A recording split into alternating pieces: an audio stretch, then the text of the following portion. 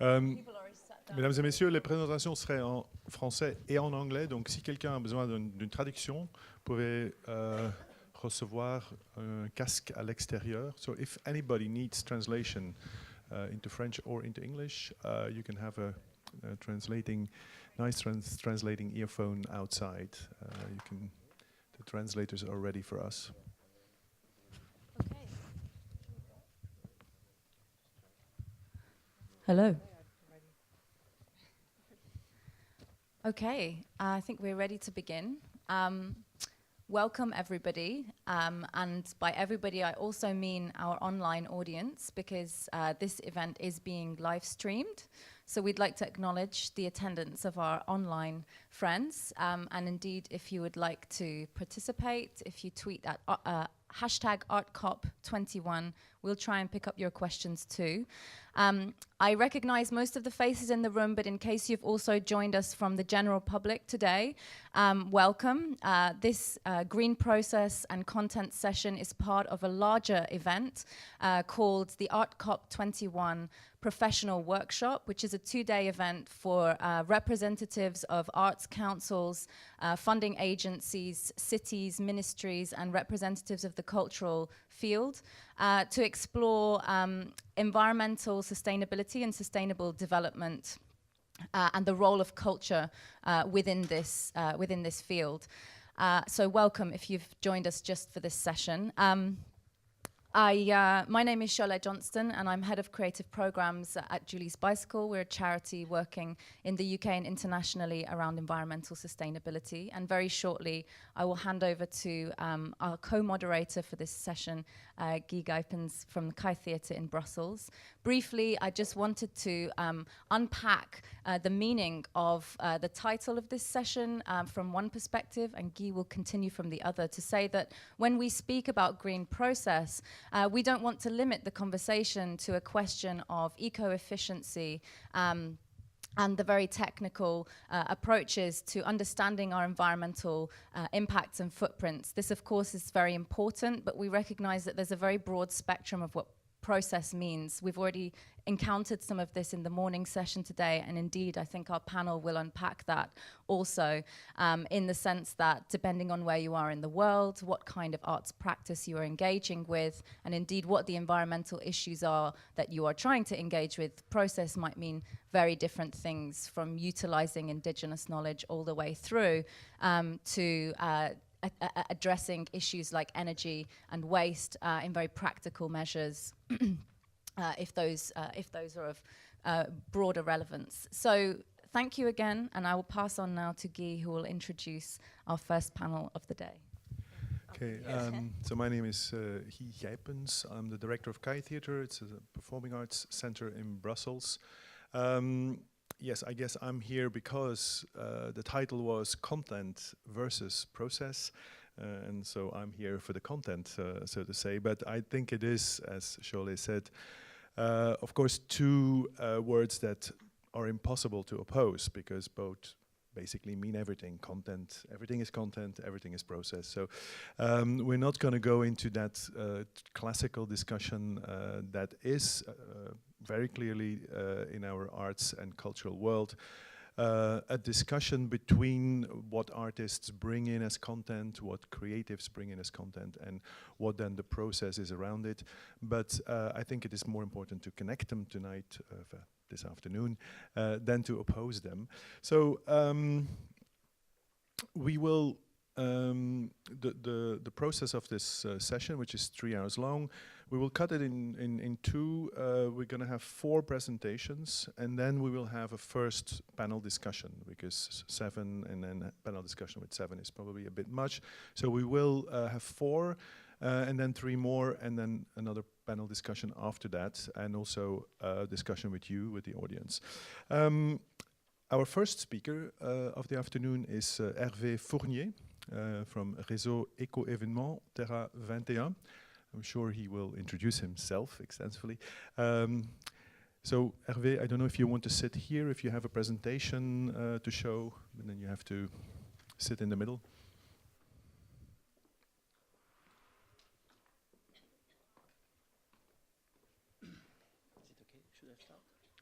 Okay. Good afternoon, everybody. So I will speak in French. It will be easier for me and to be fluent in the presentation. Donc je vais parler d'éco-process, d'éco-procédés, d'éco-conception dans l'organisation d'événements culturels, dans l'ingénierie culturelle. La problématique qui est celle des éco-gestes ou des éco-process, c'est celle de l'échelle. À quelle échelle on travaille, à quelle échelle territoriale, à quelle échelle humaine, à quelle échelle professionnelle. Et c'est un petit peu avec cette préoccupation que je vais vous livrer cette expérience. Je voulais commencer avec deux visuels, évidemment pour faire un clin d'œil à Harvey et à Croyd qui sont en train de planter un arbre actuellement, mais qui renvoient à l'imaginaire des petits actes, j'ai envie de dire, qui est donc cette image, l'homme qui plantait les arbres de Jean Giono et puis Frédéric Joseph Beuys sur la documentaire de Cassel, parce que c'est vraiment la problématique. Comment le fait de plier ses déchets sur un événement, comment le fait de venir à vélo au spectacle, ou comment diminuer la consommation électrique sur un projecteur ou dans l'approvisionnement d'un événement peut réellement être significatif par rapport aux enjeux qui sont les nôtres aujourd'hui, qui sont celles du climat, notamment celles des énergies fossiles. Donc comment on arrive à travers ces micro-comportements à atteindre une forme de masse critique. Donc c'est un petit peu aussi avec cet angle-là que je voudrais vous livrer donc une expérience, une expérience nantaise. Donc je viens de Nantes. Je vais juste activer le outil. C'est plein écran. Voilà, j'y suis. Here we go. Et voilà, j'y suis. Donc, je voulais donc dire que Nantes, alors rapidement, c'est une ville de 600 000 habitants. C'est une ville qui a une très forte culture des événements, des événements culturels. On a moins une politique culturelle que des événements culturels. On fait des folles journées sur la musique classique, on fait des grands dispositifs de spectacles vivants, on a une programmation artistique, le public a été habitué à avoir des grands moments festifs, des grands moments populaires, des grands moments de rencontre, notamment autour des arts. Donc, l'initiative qui a été mise en place sur le territoire, donc dans cette échelle d'un territoire de 600 000 habitants, c'est l'initiative du réseau éco-événements où 1001 événements s'engagent sur la voie publique, s'engagent pour les territoires et le climat. 1001 événements, donc vous avez tout de suite compris, on commence à atteindre une forme de masse critique. So you can see that with 1,001 events, that's a pretty critical mass at this point. We're talking about hundreds of thousands of audience members, hundreds of thousands of people who are thinking about their own individual behaviors. So it's really, we start to have a bit of weight when talking about environmental problems, when we're talking about these kind of numbers. When I refer to a critical mass, I would say that we're bringing together these scattered initiatives and we're focusing them on a common subject, and in this way we can actually have an influence on political decisions. And this notion of a political mass comes from cycling, where here we have a critical mass of cyclists, and you can see that the city has a different sound, a different vision. When there's 7,000 cyclists that suddenly come through the city, you forget about cars. We just start looking at the city very differently when it's full of cyclists, as you can see in this image. So that's the idea that we had behind this network of eco-events. This was an initiative that started in 2012, supported by the city of Nantes with several other partners. And so I'm here to represent this project. Les organisateurs d'événements sur la voie publique, the event organizers that can be marathons or reggae festivals or tous ces événements dits récréatifs big flea markets, all of these different cultural events that are in the public space, de façon volontaire, intégrer un dispositif d'accompagnement et de partage de bonnes pratiques à travers un engagement, à travers un autodiagnostic sur diagnose perhaps or assess their carbon impact, these sorts of things. We provide a number of different services. for them. They get a toolkit with documentation for them to improve their carbon footprint, etc. So all of these different event organizers, whether they're volunteers or otherwise, des pratiques d'amélioration continue sur la gestion des déchets. Alors il y a 9 thématiques que vous voyez à l'écran, je ne vais pas les lister sur la mobilité, sur l'alimentation. Et ce qui nous intéresse, c'est autant le fait que ces pratiques soient mises en place que dans une organisation, que le fait qu'elles soient observées, regardées, dupliquées par une autre organisation. Donc le travail que moi j'anime avec mes collègues et mes partenaires, c'est travailler les interrelations entre les organisateurs d'événements. C'est travailler au fait que quelque chose qui fonctionne sur telle commune ou sur tel événement puisse être dupliqué sur un autre événement. Donc c'est vraiment un écosystème qu'on essaye d'animer et qu'on essaye de faire grandir sur une plus-value environnementale et sociétale. Donc, si vous voulez, je peux revenir sur tous ces sujets très techniques, mais vous avez des sites et tout, je vous les donnerai tout à l'heure. Donc, il y a des leviers qu'on active évidemment sur ces sujets-là. Le levier, on en a parlé tout à l'heure ce matin, c'est celui de on est dans l'humain, donc quelque part la question de la reconnaissance et de la valorisation des comportements est extrêmement importante. On a une approche très ludique aussi de tous ces sujets-là à travers des concours de bonnes pratiques, des défis, des challenges et tout qu'on essaie d'animer sur le territoire pour là aussi reconnaître tous ceux qui s'impliquent sur parking à vélo, une accessibilité globale sur leur événement, sur plein d'autres sujets. Et un autre levier, je parlais d'interrelation entre le territoire, entre les événements, c'est aussi une interrelation avec tous les prestataires, parce que derrière tout ça, il y a une économie qui est en train de se développer. Et donc là, on est en train de basculer d'un champ à un autre, créer de nouveaux besoins, donc des partenaires ou des prestataires qui relèvent du champ privé, on est dans la collecte des déchets, whether we're talking about trash collection de l'économie sociale et solidaire, donc avec une approche un peu globale de tous ces sujets-là, qui relève de l'approvisionnement agricole également, puisqu'il y a beaucoup de producteurs bio sur le territoire. Of course, there's a number of organic food caterers and otherwise on the territory, and so we try to make sure that they are involved and that their work is recognized. Qui évoluent soient animés dans le cadre de groupes de travail. Donc we establish working groups all throughout the year where we can work on pooling our resources and our knowledge. On est vraiment sur des sujets This is work that's done on a local level, and we try to make sure that all these different events can talk to each other and share best practices. I'm not going to talk about all the different tools, but I just want to say that we've been working on this project for 3 years, and we have more than 30 organizations that have worked with us, and so we've been able to professionalize about 100 different organizations just by diffusion of these ideas through our partners. Avec la collectivité, c'est de travailler sur 1000 événements d'ici 2020. City, with the city, our goal is to work on 1,000 different events between now and 2020. Ce qu'on appelle en français donc les ERP, les établissements recevant du public, donc les équipements de type théâtre, de type stade, de type grande salle de spectacle. Pour certaines d'entre elles, j'ai cité structure that receives or has an audience that is going to come watch a performance of some sort. We're trying to work with them to reduce their carbon impact, their carbon footprint. On a déjà des équipements qui s'impliquent, mais l'idée c'est là aussi de créer un besoin et une interrelation entre les équipements recevant du public et les événements sur la voie publique à l'extérieur. Donc là, on travaille aussi de 9 thématiques pour élargir un peu le champ d'analyse, travailler sur 21 thématiques dans lesquelles on va parler de la mobilisation des personnels, dans lesquelles on va beaucoup élargir. 21, vous l'avez peut-être compris, hein, c'est aussi un signal donné à des normalisations sur l'événementiel autour de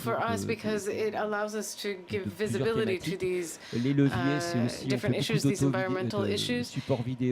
And we provide a number of resources such as video. We film a lot of these events, which makes the events themselves also more visible and helps these organizations share best practices amongst themselves. I'm going to finish this short presentation, and of course we're going to be able to discuss this later. We've been working on this for 3 years, and our target is the year 2020, and I want to come back to this notion of planting trees. After a certain point, after planting a certain number of trees, you get a critical mass. And I had a chance to work in Colombia, and I was very happy to see, I'm very happy to have some colleagues from Colombia here with us. And a while ago, I've worked in Colombia, and I've seen that in the space of just one generation, a lot can change. We worked on a poetry festival in Colombia at one point, and I can see that if we have a shared vision, where I was in Medellin, I noticed that if we keep a shared vision, things can really change on a local level, on the level of the city in that case. En moins d'une génération. Voilà, donc l'invitation où maintenant ce dont je suis en attente, c'est de savoir quel arbre les uns et les autres on va planter aujourd'hui, quels arbres, parce que je pense que tout se joue là, à l'échelle individuelle, et comment on fait masse critique de façon collective. Évidemment, je ne suis pas tout seul à animer et à présenter certainly not alone in presenting this initiative. Merci à vous. And there's 2 of my colleagues on the screen, which I would also like to thank. Thank you for your attention. Thank you, Hervé. Thank you for giving a good example of respecting the time limit. That's extremely important for us this afternoon. I will give now the microphone to our second speaker, Lulsim Oti. I don't know if I say that right. Is the executive director of Set Arte, and we'll talk about a project in Mitrovica in Kosovo. So maybe you should also sit here in the middle.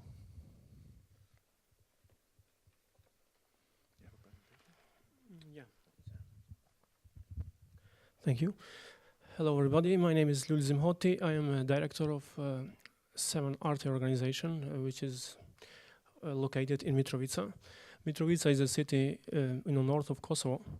And for those who doesn't know where is Kosovo, Kosovo belongs in Europe and located in Balkan area. And those who remember Kosovo just before 16 years ago, it was in the war, and the war affected a lot in negatively in different fields of society, including environmental and development, and let's say in culture too. So by being a citizen of the one city, which is most problematic city because it was belonging to the northern side of territory where Serbs and Albanians shared the common city, and just after the war the city was divided by a river, and then everything somehow faded, and there was no production, no cooperation, no industry or nothing going on. Keeping in mind that this city is known for industry, especially for the mines, just after the war the economy became somehow dead, and this factory that was known as Trepča, that had around 30,000 people employed, ended up with 5,000 people that are working now. And of course they are in debts, and they are not managing to develop much more as before. So that factory and all additional buildings and part of industry somehow were not active anymore, and all this remains somehow dust, and not only dust, but it was industrial remains, which is in total around 50 million tons in all area, and it affects the air pollution and rivers and all, let's say, the nature. And keeping in mind that as civil society, as citizens, we are not such ready maybe to take any action or big action, because to be in front of all this negative thing what was going on in the state, you were feeling not such strong to start and make any big change, but still we were a group of artists that we decided to gather and found an organization in order to keep culture as tool and to use it for to the changes on the environment, especially to aware the citizens about environmental protection. In 2006, we established this organization that is called Seven Arte. In Albanian language, which uses, it means plural, 7 arts. And so we wanted to include much more arts as we could in order to bring much more people in the organization and to start working. So since 2006, we started especially with using cinema or the multimedia tools to make some short films about problems in environment, trying to broadcast this on local television and to raise the debate. But after that, we found that it's not enough just using media or television, and we wanted to work also with youngsters and with politicians. And somehow, every time we were growing up with different ideas, but not always with enough support, keeping in mind that Kosovo politicians still don't see the climate change or environmental issues as priority. I would say it's still in the bottom of the priorities, and culture is also somewhere there, but we were not somehow ready to stop working in that and doing what we really believe that we can change. So one of the projects that I was thinking to talk about is this Mitrovica Goes Green, because it's a project that was done this year, and we used it not only for public environment, only for awareness about public and society, but also we use it as a reconciliation among ethnicities that I mentioned, that we live in a divided city. So we thought that environment still can be a common ground for both ethnicities, and we can meet much easier with Serbs and or Serbs with Albanians and to talk about environmental issues than to talk for politics or something else. So this project is okay. I don't know exactly how to. Yeah, all this one. Okay. First of all, I'm just going to shortly explain. I mentioned this, but still the mission of Seven Arte is to support Kosovan artists to develop and promote a common European culture, including policies, environment and culture. And also it organizes multidisciplinary cultural and environmental activities, such I mentioned, the audiovisual workshops, music festivals, outdoor screening, street art, poetry nights, and advocating policy changes in the cultural and environmental sector. So our target group are, as I mentioned, youth, and one information about youth in Kosovo are the majority, let's say more than 50% of the society is under 30 years old, and 70% of these youngsters are unemployed. So we are targeting them in order to keep them active in the city, in the society, in order to connect them with their own environment and work for it. Our organization is partner, of course, with local institutions, with municipality of Mitrovica, and with some international organizations such as Hobox in Amsterdam. We work a lot with Museum of the City, with Regional Waste Management Company, with Directorate of Environment and Forestry. Also, we use students that are educated at the Mitrovica Business School, which is like Business College Mitrovica. They already had a good branch that are educating youngsters to the management of environment and agriculture. So we target them and we involve them in organization, and we think that they can be much more connected to our platform. And of course, recently we have Ministry of Diaspora, so we wanted to use them and work with Diaspora too, because we see them as a strong potential for cooperation. 7arte belongs also to Nisimasa Network, which is a European network of young cinema, and recently is associate member at Trans-European Halls network. And we belong also to Forumi Culturor and Civicos, which is another network of civil organizations in Kosovo. As I mentioned, Mitrovica Goes Green project has this aim to contribute in raising the public awareness on environmental protection, to strengthen youth activities, and to improve the interethnic cultural life in northern part of Kosovo. And among the activities, we have the established youth, green youth clubs.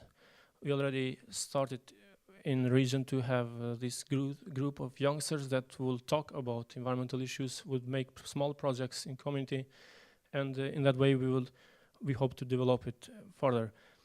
We have also local contests that we call it Best Garden in the City. We divided 2 categories for institutions and private houses, and every year we give some grants on green value, not money. And that is already a kind of tradition that we did till now. What we did for 7 years, we did an open-air cinema. We call it Green Open-Air Cinema. We screen European local films related to environment, and we debate about the issues that are screened there. Well, last year we did this year we did Diaspora Greens Homeland. It was the pilot project, and we just wanted to see how Diaspora will react to their homeland. And also we have a street art project and a debate that was called Flower Up. And for the 5th year we organized Green Music Festival, which is going to every year better and better. And of course, as I mentioned, formal education programs in schools. And these are some pictures from the activities from Open Air Cinema and the Green Festival. And Diaspora Greens Homeland, as I mentioned, it was just a small project. We wanted to see how they will react. And of course, at the end of the project, which was 2 months project, we managed to get around 56 trees and to plant these trees into the schools, which was accepted very well. And the Flower Up, the workshop that I mentioned for street art and installation in the urban areas, we ended up with these locations that we were trying to work on these buildings. Especially the first one is a glass house that we are trying to make something like this in France. We took an example and to make it as a social enterprise business or enterprise for youth especially. We call it Bee Up, which will be related to honey and bees and promotion of bee hives. And the third, this building, the industrial building that we are trying to convert it into the National Environmental Education and Creative Center, and we call it Trepč Art. Trepča was name of factory, but we're trying to convert it as a cultural center and to convert into the green building. Thank you for your attention and hope I complete my story. Thank you very much. We will have time to say other things later in the discussion. Just for the people who came in a bit late, so we're going to do 4 presentations and then we open up the floor for the discussion, first discussion, and then we have 3 more speakers afterwards. Okay.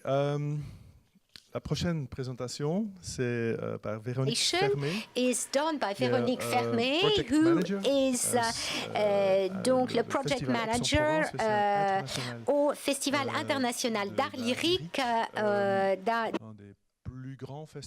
The International Festival, the Opera Festival, a very renowned festival that also got a wide recognition for their work on sustainable development.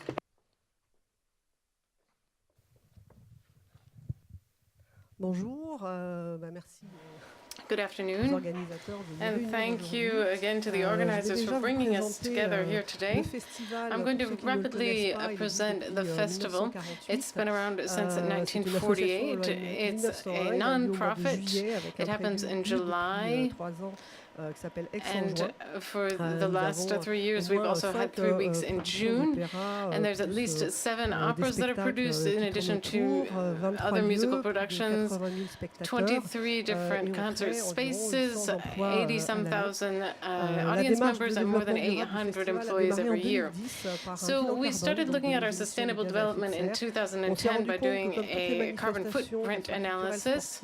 We've noticed that 80% of our greenhouse gas emissions were because of transport typically of the festival participants, performers, and audience members, and that's actually very difficult for us to control. What we can look at is the waste produced by the actual festival. We noticed that about 40%, we have about 40-some tons of waste.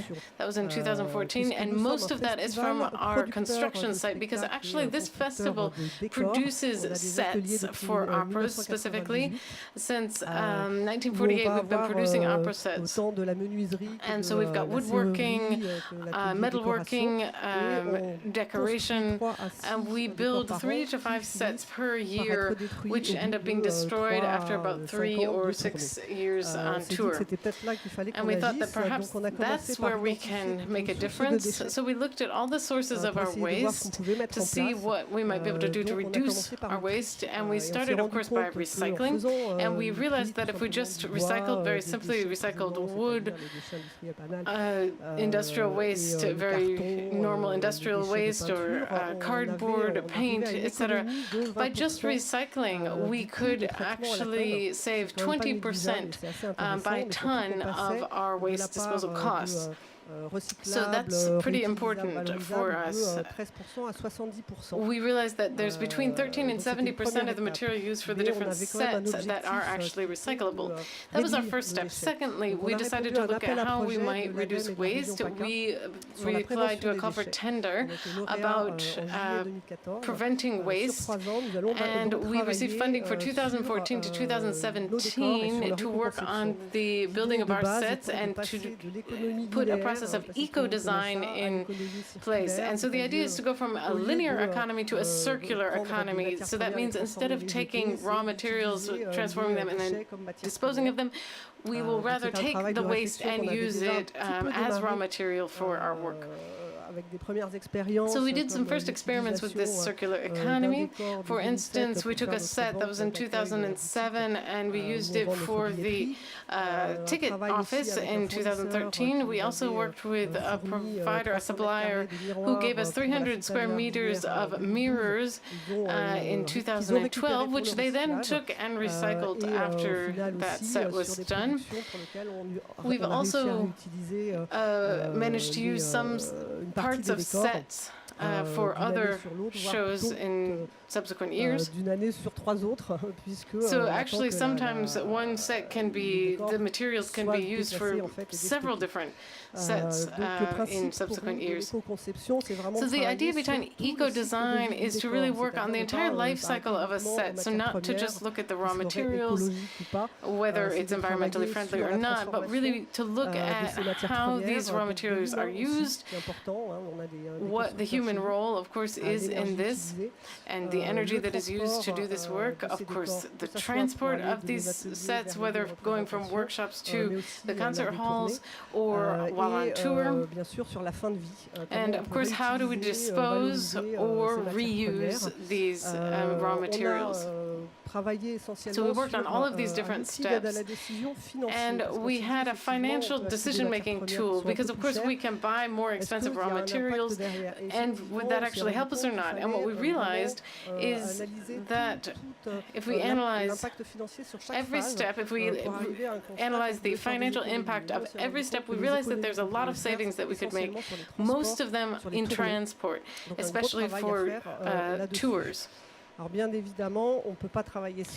course, we can't work by ourselves on this, so we work with all of these different teams, with the set designers, those who are in favor of this design concept. We also work with the Opera House of Lyon, the Opera House in Monte Carlo, the Opera House in Nice, the Royal Theatre of La Monnaie. So there's a lot of work. Also, we work with EcoProd, which we'll hear about later. We also work with different businesses who work in industrial innovation because we thought that they could probably teach us a lot and help us find innovative materials and help us work on eco-design. That's something that's new to us but is already present in the industrial sector.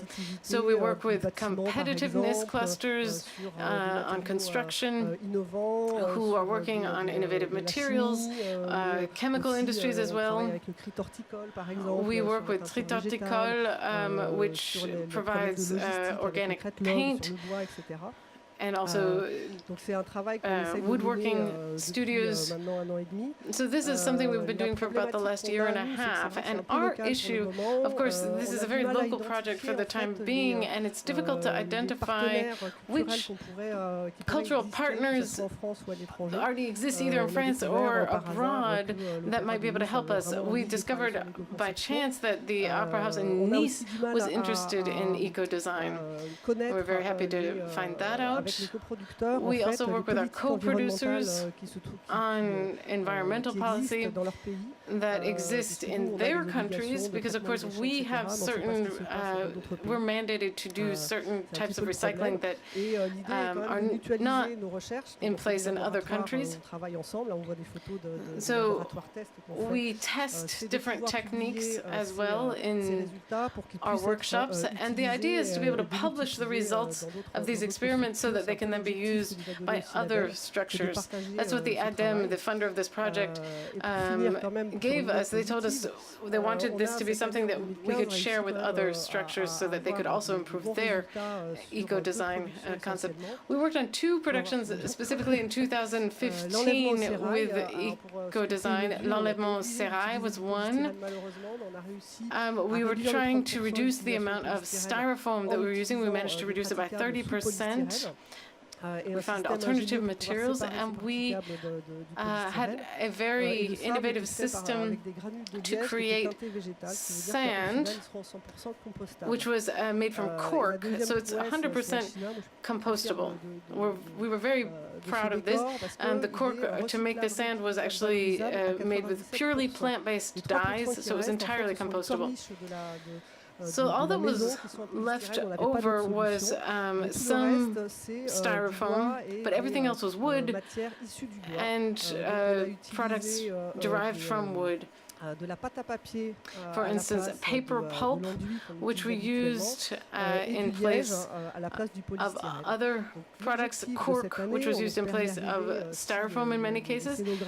So this was a really helpful approach. The set designers are really 100% on board for this project, and that's really delightful for us, and we hope that that will be the case every year. What we really need is to find an alternative to styrofoam, and if you have any ideas for a material that could help us replace styrofoam, we are definitely interested. Thank you very, very much for your attention. Thank you, Veronica. Veronique. So the last presentation of this first part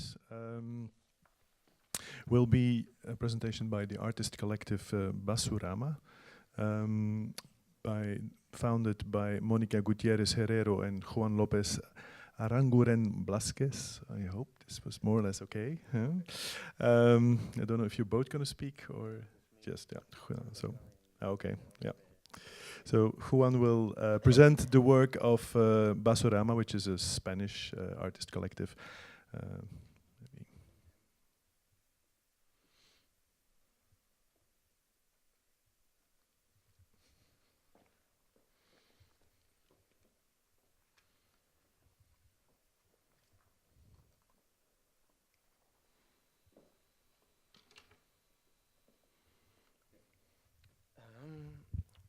First, I want to thank for the invitation and the challenge that it means to be here. Second, I would like to display a little case that I think it will help to understand the way we develop our projects. First of all, Basurama. Basurama is a Spanish word. Basura means trash, and ama means love. So we used to say that in love we trash, because we think that trust is the physical result of the actual system. So maybe looking at this carefully, we can go backwards and find out how we end up here. The second thing is that we used to think with our hands. It means that reflection and ideas come from action, and they are based on the context that we are living and experimenting. All you are going to see in the next minutes are part of the project we have been done all over the world during the last 15 years. So, trust does not exist. Trust is the result of the limits of our imagination. It's a subjective perception directly related to our consumption behavior. Trust is consumption is a global problem that affects us locally. We try to fight it back by raising bottom-up processes. But first, we need to change our point of view. Trust is not a property or a characteristic. It's a personal decision. We decide what is trust or not, and we apply it into objects, space, and persons when we think that they are no longer useful or they are not longer productive. For example, I can continue using this glass for the whole evening, or I can decide to throw it to the bin straight away. But also, we can apply it to persons. In Spain, after the construction bubble, architects were pointed out as the main responsible, and they were stigmatized. Being stigmatized is not just a problem of refugees or homeless. It's something that can happen to any of us at any moment. In fact, stigmatizing is the first step to omit, to neglect it, to remove something of our sight. And once something is no longer visible, you can do whatever you want with it. So for us, the first thing is to find out, to expose, to know what is in the black box. How can we know what happens there? Okay. Some concepts are too abstract and some measures are too big to be conceived. For example, how can we explain to the people from Dominican Republic that their Malecom is abandoned because at some point an anonymous industrial designer took a not so good decision? Or for example, how can we explain the amount of plastic bags produced by the city of Bangkok in 1 hour? Or what is the volume of the plastic that you can find in the seaside of South Africa? That's why we need to adapt the way we tell the things, using different narratives to talk to different audience and talk about different processes.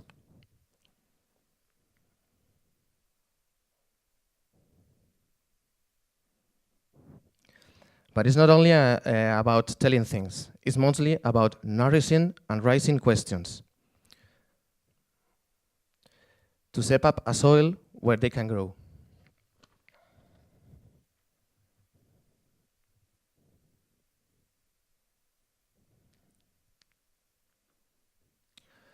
How do we do it? We do it by creating scenarios where everybody can play a key role, where everyone can be the best version of themselves. For example, by activating a neighborhood through the transforming an abandoned area into an open-air cultural center run by the youngsters of the neighborhood. But we don't do it alone. We need complexity to face complexity. Talk with all the actors and link them. Using the collective intelligence is more successful than individual efforts. For the last 2 years, we have set a table where local initiatives and public administration can share resources and design solutions. And we have done it also in an international scale. For us, the best way to change our point of view is through playing in a ludic and creativity way. Can you imagine that we can manage such an event as the White Night of Madrid, the capital of Spain, just having fun and making it sustainable? Well, it's a mess, we can assure you, but it is possible. Linking concept to a funny and cozy experience helps people to keep attached to those ideas, repeat the experience, and go deeper. For example, after this experience in Lima, the people who were working with us, they replicate all the processes and start to build playgrounds all over the Vidon builds. We say this because at the end of the day, every object, every place, every person can be extraordinary or discarded. It just depends on the way we look at the reality. Thank you very much.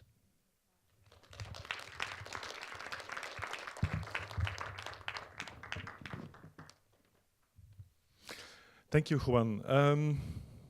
Well, we will have now a short moment. We'll do sort of 15 minutes of discussion, and then we go on. Maybe before we give the people in the theater the chance to ask their questions, I ask a few things myself. Hervé and Juan, the both of you mentioned the importance of giving people the idea that they are protagonists, that they are important, that they are giving a good example, they're doing the right thing, so to speak. So you work a lot on this mentality to get people more active. So I wanted you to reflect a little bit more on that, because it's very much focusing on a kind of mental change, so that afterwards it can go on by itself, that you don't have to continue, and that the going deeper, as Juan calls it, sort of goes by itself, and you don't have to keep on pushing yourself. Le changement climatique pour de nombreuses populations, c'est une expérience physique qui est incarnée.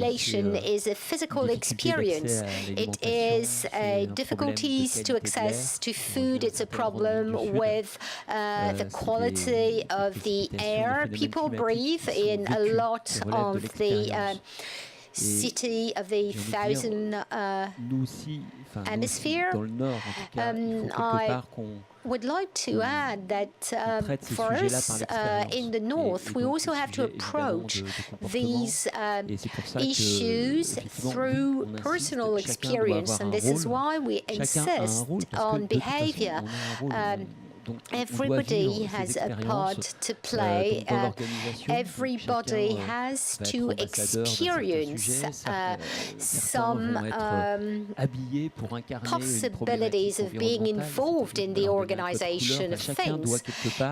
Every one of us should be able to actually experience within the organization the issue we are dealing with, either eco-friendly, sustainability, climate change, waste. This might be something we have not really managed to do since 1987. Is we have not succeeded in building up a personal experience or a personal path. Giving people this position as protagonists. Do you feel that it works, and that people continue your work, and that if you leave, it goes on, and the initiation that you gave, that it then also has the result, and that you manage to change this mental state? Yeah, I think that usually we are used to set some kind of rules and systems that makes people being able or discarded. So you can adapt to these systems and get it in, or you cannot and you get out.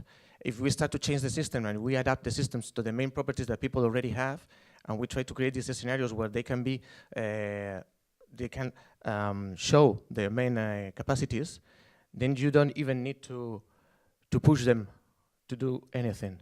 They start doing it. For us, it's more a matter of finding out a place where they can feel comfortable and useful, and where their main competences can be played. So once you got it, then sometimes you don't need to do anything else, because they are already rolling it. For sure, you need time. You need a lot of time, because you need to change the mentality. So sometimes it's a spark, and you just have a few days to set this fire for Tayan, and other times you have 4 years, and then you can go deeper and deeper. For like the example with Post, no? They ended this summer. People that are out of the educational system were given a TEDx talk. Under the bridge, they were recovered. So that can only happen after 4 years working with local community, local associations, working with them, bringing the best professional we can to make them realize what they can do. Ultim, I want to go on a little bit on that because it's something that I think I recognize also in your explanation of what you do in Kosovo. You work a lot with young people. You try to create awareness. You do, let's say, as you said, both environment and culture are at the bottom of the priority list in Kosovo.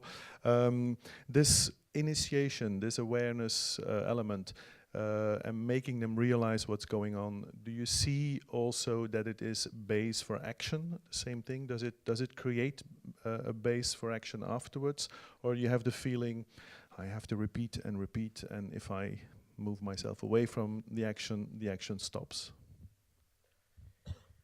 Yeah, as you saw in our festival, or let's say main project, we had the turtle as a symbol or logo of the project, because we are aware that we cannot go fast and make any big change, but still we know the direction, we know that it's process, but we know also we have the content, and we are looking to find partners and collaborators in that direction. So as far as we work with youngsters, we found that they are becoming good partisans, let's say, of environmental issues, and at the same time they are developing their own ideas. For example, we found a building which was before in socialism time, it was existing for planting the trees.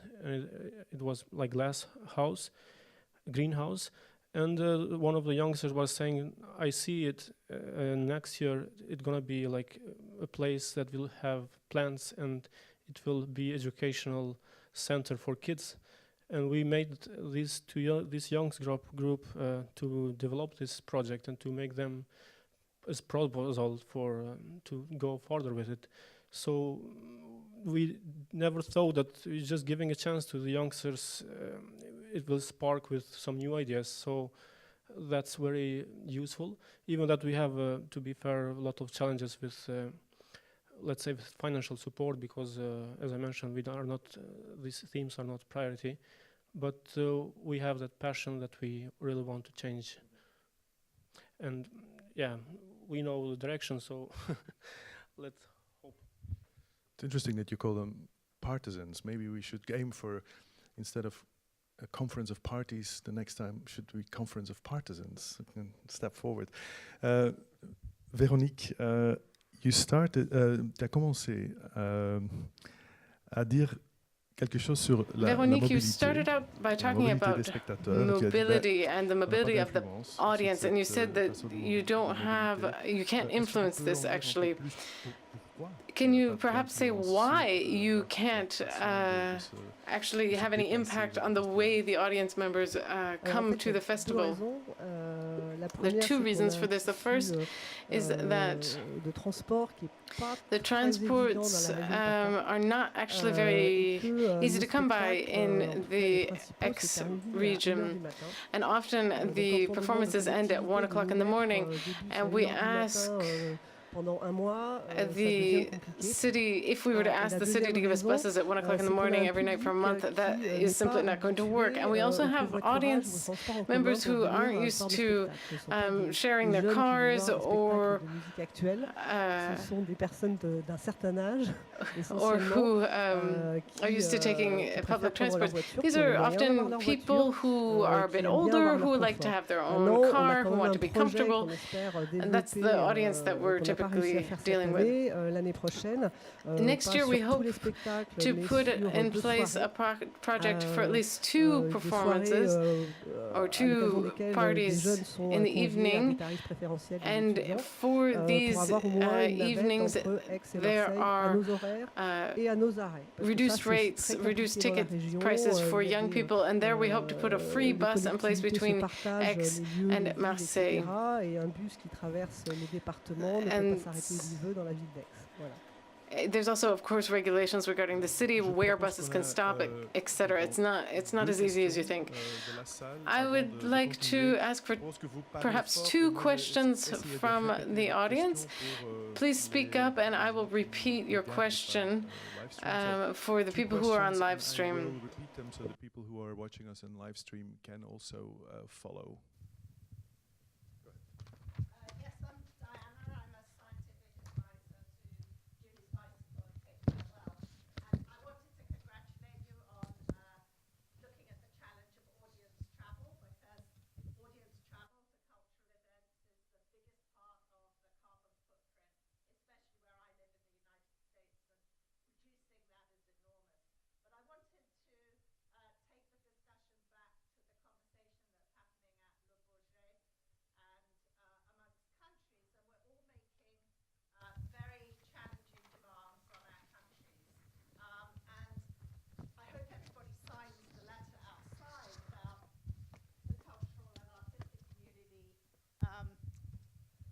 Committing to 2 degrees, but I hope everybody really realizes what that means.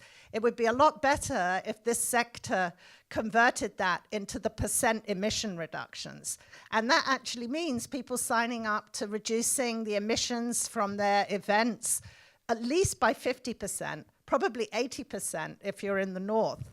So whilst I'm very inspired by everything that everybody's trying to do, changing individual behavior, we can only get a little bit of that emissions reduction through individuals. We have to get it through changing politics, and we've got to get more political about that. So I just wanted to lay out the magnitude of what we need to commit to if we're going to keep under 2 degrees. I mean, even with fairly serious commitments up the road right now, we're still heading for a 3.5 or 4 degree world. And so I'd really like to see all of the sector represented here actually saying we will reduce our emissions in line with 2 degrees and actually know what that means to your practices and the behaviors you're trying to change. Okay. So the first question was not a question. Does somebody have a question for the 4 people? I don't know. Or, well, yeah, well. I want to know what people are doing to reduce the emissions of the projects that we're... So just to repeat the question for the live streaming audience, it is about considering the occasion on which we are gathering here in Paris, being COP21, where global governments are being asked to try and limit emissions rises to a 2 degrees global warming limit. What are the panel doing, particularly with very challenging behavioral change issues like audience travel, to reduce our emissions by the amount that will be required? I think it was, at least 50%, if not 80%.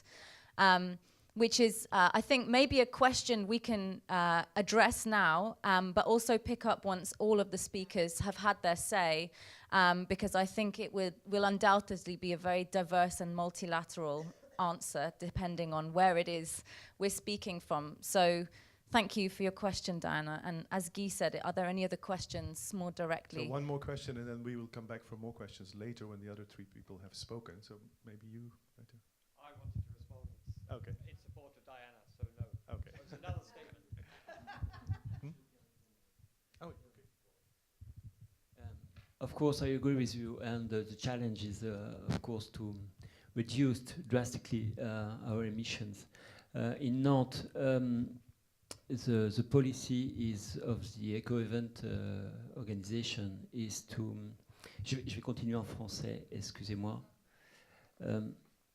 L'objectif, c'était de construire un corpus de bonnes pratiques. The goal was to create a set of best practices, and today we're getting to an assessment stage, and regarding how the audience moves around, that's indeed a difficult question.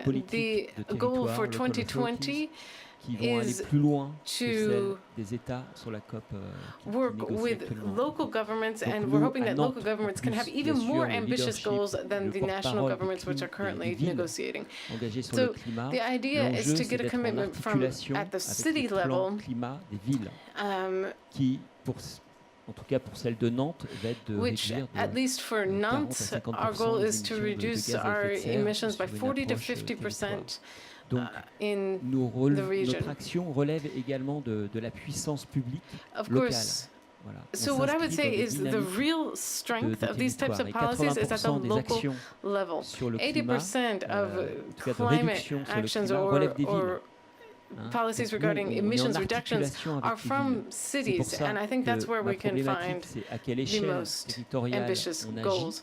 So really you have to look at what scale you're looking at. We are working at the city level, and I think that's essential to get to very ambitious reductions goals. I realize that I'm only just looking at this issue from a very superficial point of view, but behind this vision is a grassroots level movement where there's a whole population, a whole group of people who are looking in the same direction and who are working on being in step with the goals pronounced by the COP21. One more question, otherwise we continue. Okay, let's. Sorry, I didn't see you. Too subtle.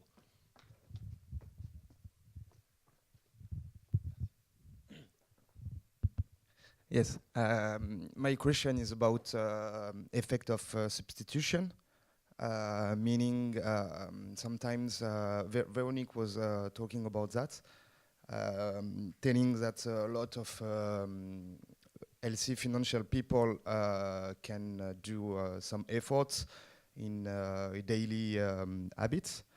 But then going to a festival, they want to make an exception because on a daily journeys, they're making some efforts. So how can we avoid this effect of substitution, saying I'm doing that, it's good, so I can have an exception. Donc en français, comment est-ce qu'on pourrait éviter les effets de substitution des acteurs individuels qui consistent à penser que, par exemple, donc il va y avoir des efforts faits individuellement pour au quotidien, dans la vie de tous les jours. L'effet le plus simple, c'est l'exemple de la douche. Dire je vais prendre une douche, donc je vais économiser plus d'eau, et faire des douches plus longues, ce qui revient à utiliser plus d'eau, quoi. Donc c'est fait, comment est-ce qu'on évite les exceptions dans les comportements individuels dans ce genre d'initiative. Anyone of you who wants to talk, answer this? Maybe. Okay. What we try to do is to show what is happening, even though when you're doing good things to avoid the substitution behavior. For example, the first image you've seen, this wall full of trash in the middle of the beach.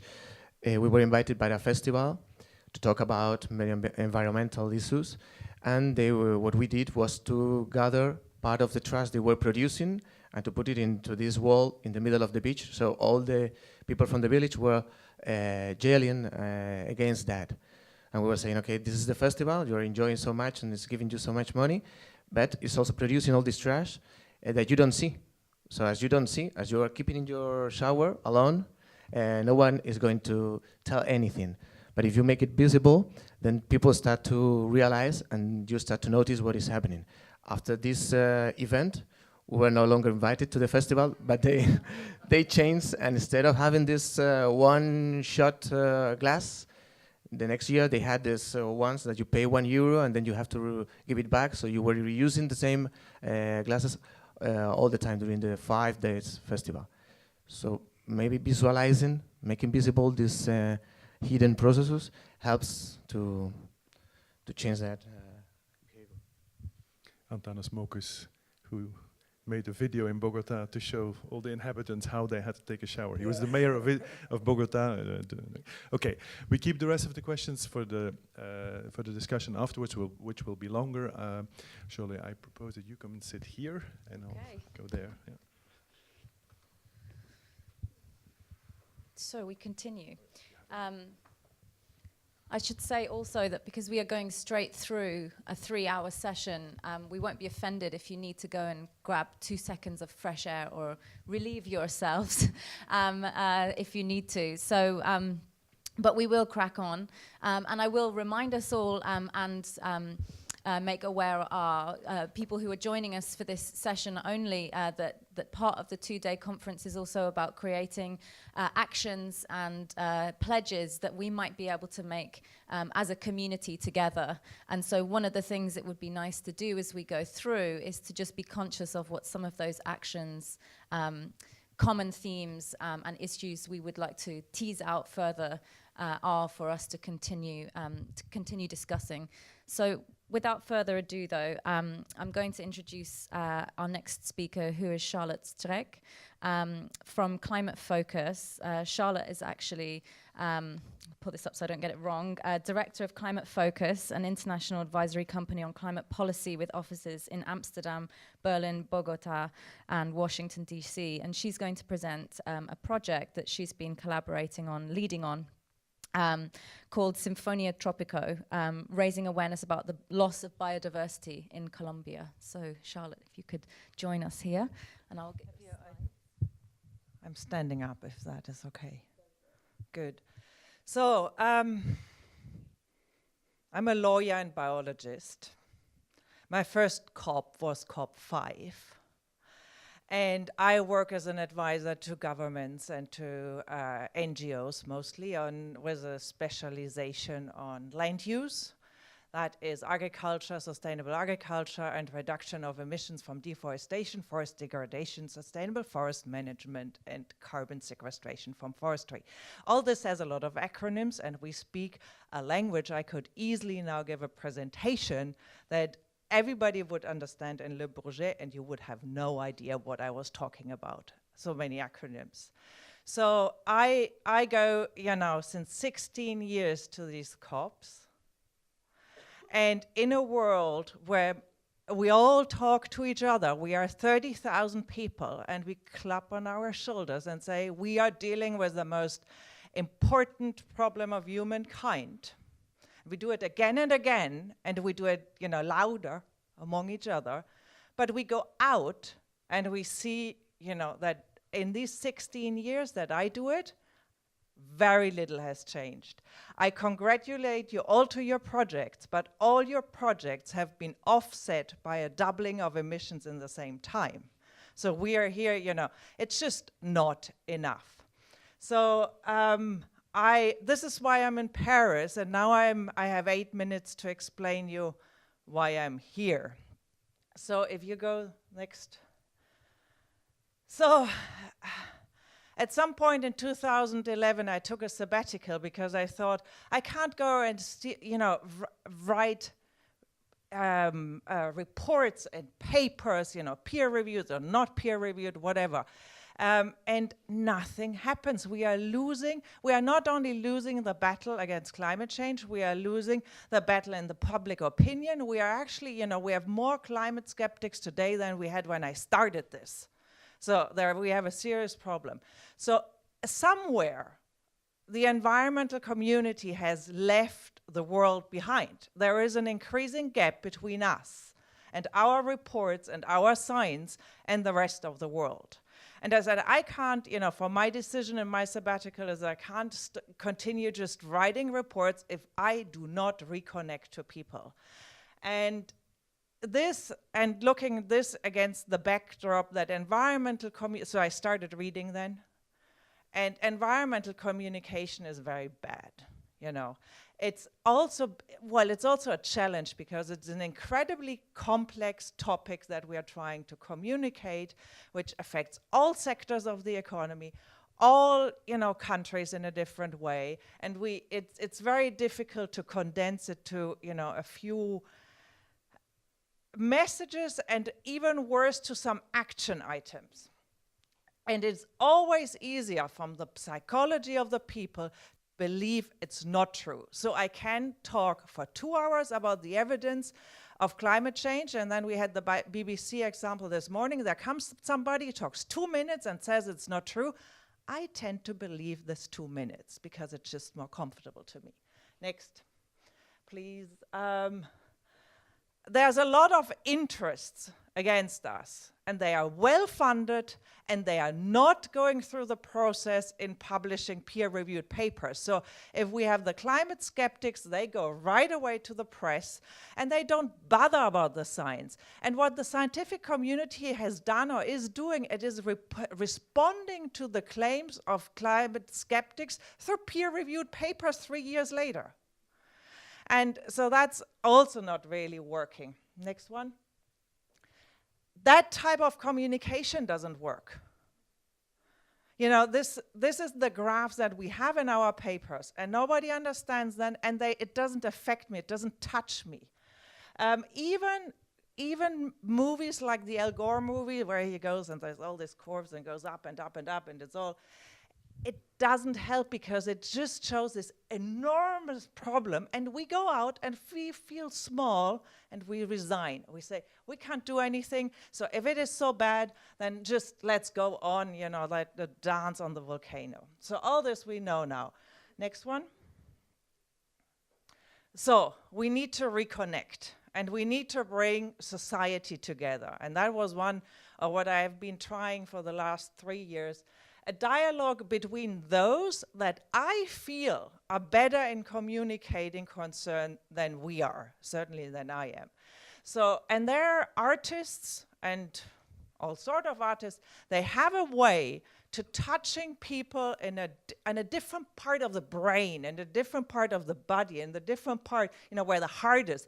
And that, not the, you know, cortex, not the rational thinking, but something which touches us and which creates memories or an experience that last much longer than reading an article in a newspaper.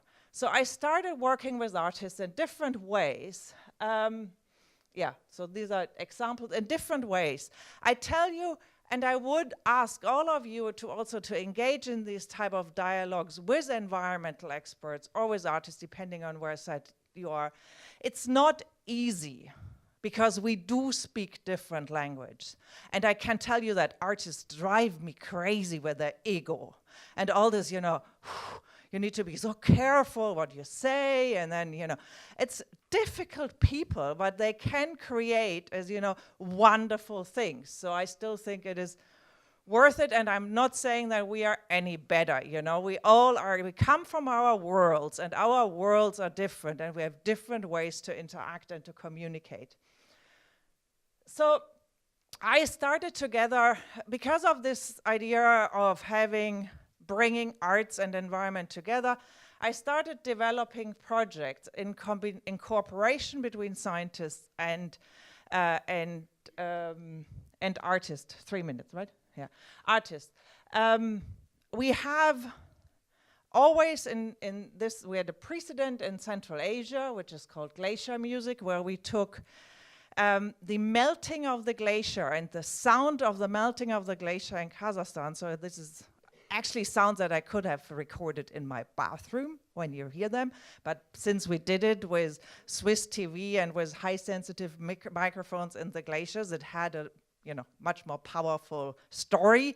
But with this glacier music, for a year, we worked in 3 countries in Central Asia with young adults and artists to create art around these dripping sounds of the melting glaciers. We had different art competitions, we had concerts, we had exhibitions. Can all explain this in detail, but that was the Central Asia, the glacier music. The last 2 years I spent then again in Colombia. Spent half of my year in Colombia. When we did, after doing the glacier music project, we said, you know, this is the Glacier Music Project. We ended a bit up in the region because we have been asked by the Goethe Institute to do it. I don't speak Russian. I don't know that region very well. So I always felt a bit, you know, not totally qualified to do what I was trying to do. And I said, why are we not going, you know, to do it in a country and a region which I know better? There are also glaciers. So first we went in Colombia to the glaciers and did, in fact, you know, verify they do melt, and they melt very quickly. But we also decided that we could not organize our project around the topic of melting glacier because of a very important element which is essential for this type of project. They only work, you can engage with people if there is a global problem and a local expression of that problem, but it needs to have a local impact as well. Whereas in Central Asia, the melting of the glacier has already today security consequences, agricultural consequences. You know, it's an issue that everybody knows, and everybody needs to adapt to these problems. In Colombia, the melting of the glacier has, as in Europe, not an effect on the freshwater resources of the country. So it's not a good example. What we did then, we said, okay, what is it what the people are really concerned about? And it is the loss of biodiversity, genetic biodiversity in agricultural system, and loss of habitat in particular in rainforest. That against a situation in a country where you come out of almost 50 years of civil war. We went over almost 2 years to the areas of the countries where even the Colombians don't go, but where you have the mining, where you have the environment problems, where you have the illicit crops, where you have agro-industrial developments, and worked with young people. We always went with artists mostly from Bogota and Medellin, spent 2 or 3 weeks in a little village and worked with the young people there about creating a positive imagine of a sustainable future. This is now very condensed. It had different expression in each of the areas where we were, but we wanted the emphasis of this project, or what also Glacier Music is, not to create doom messages, because we know they don't work, but create something, build young people, work with artists to build a more sustainable and happy future. And then hopefully, you never know whether it has an impact, but worse than my report it cannot be, right? You know, they had no impact so far. So maybe another strategy to help to create, what do we create? Maybe the hope and the vision for a better and sustainable future. Thank you.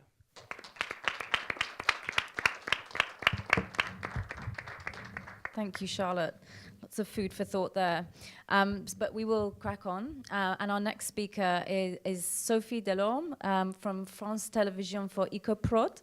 And EcoProd was created in 2009 with public and private partners in order to encourage the audiovisual sector to adopt new practices. So, your slides.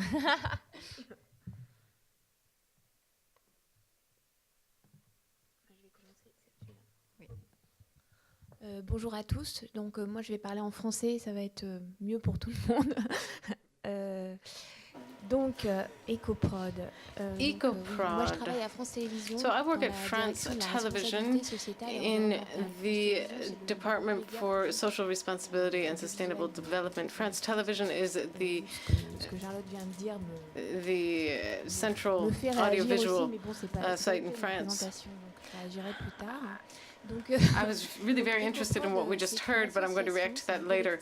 EcoProd is a collective that was started 5.5 years ago, and the goal of it is, we have 3 major goals, and our aim is to touch producers in the audiovisual and film sector. The idea is to make these people aware of the fact that they can reduce their impact on the environment, and especially in the sites where they do their film shootings. So we encourage them to have a responsible approach to their work.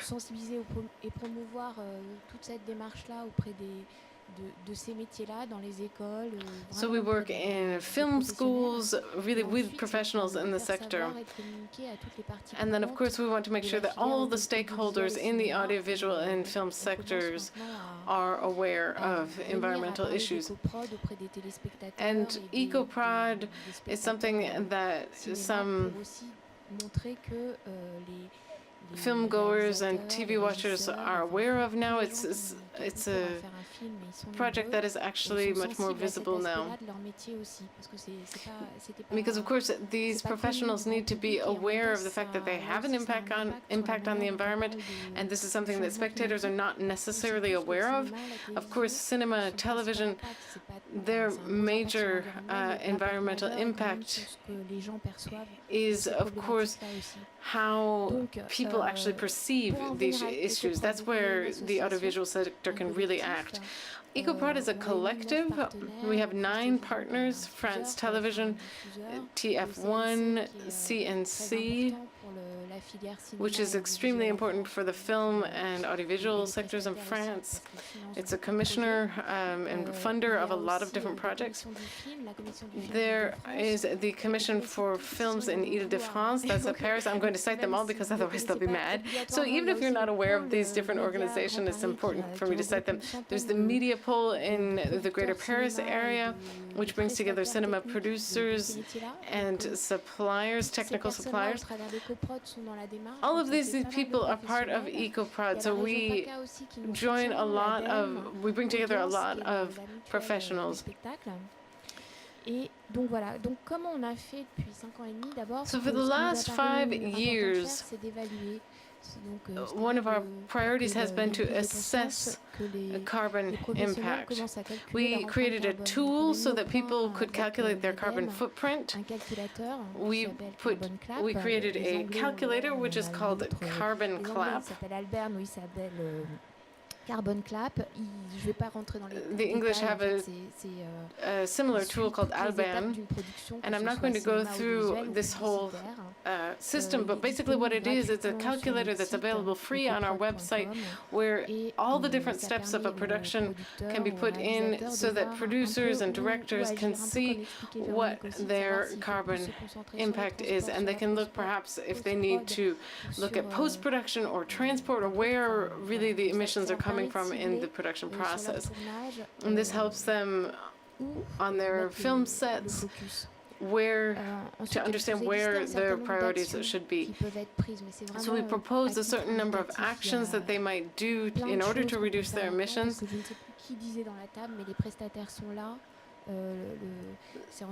The suppliers are also involved with this.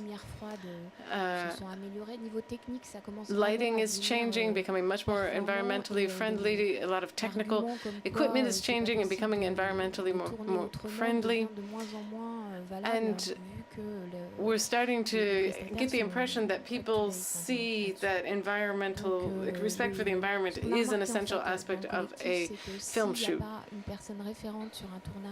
So we advise people to have one person responsible for the emissions or for environmental questions for every film shoot. Of course, there's 150 people on the set, and there needs to be at least one person who's in charge of making sure that they're aware of the environmental impact of their work, because otherwise it simply doesn't work. We have a platform which is called ecoprod.com, and we have practical brochures about sets and other aspects. So regardless of what your profession is, if you work in the audiovisual sector, you can come to our website and get a brochure about best practices, how to reduce your carbon emissions within your work. Here's our website. So we have these brochures, we have a guide for eco-productions, we have testimonials from people who have worked with us. en plus de s'adresser aux tournages qui sont des entreprises And of course, we work with people who work on film shoots, but these are very ephemeral events. And since last March, we actually created a pledge for audiovisual companies.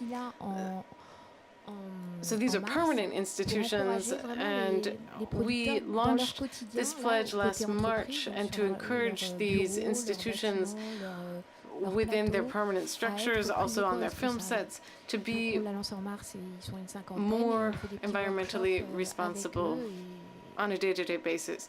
50 signatories to this day. Qu'est-ce que je voulais vous montrer d'autre rapidement? Je ne sais pas où j'en suis de mon Let me just see what else I want to add. So in the future, what is EcoProd looking to do, and what is it doing now? On est en train de redévelopper le calculateur maintenant. We're refining this calculator so that it matches more the quotes that these companies put together on their own for their production. And that will make it a lot easier for them to fill in the different information necessary.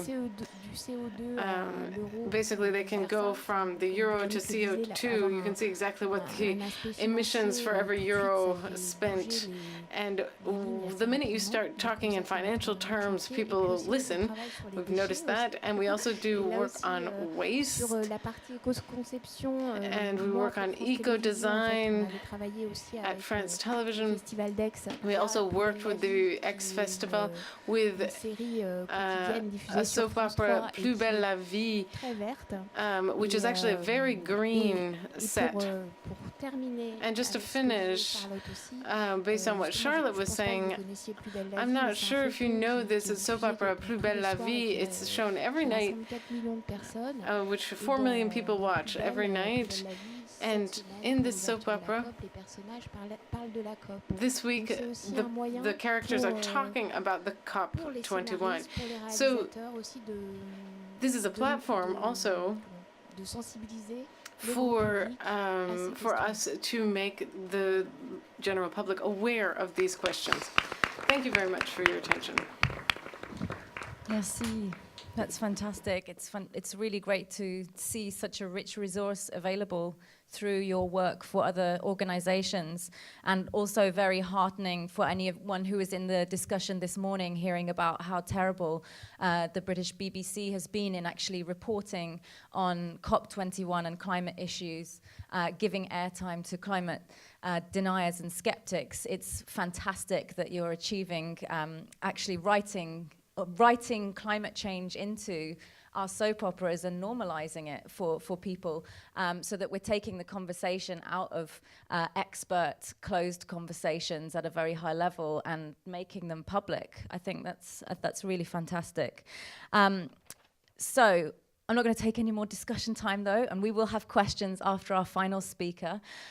So do start thinking about issues you'd like to raise and questions that you have. But I would now like to introduce Judith Knight, who's co-director of Arts Admin, organisation based in London, which both produces artistic work and hosts it at their venue in London called Toynbee Studios. And Judith will share some of, indeed, slides time.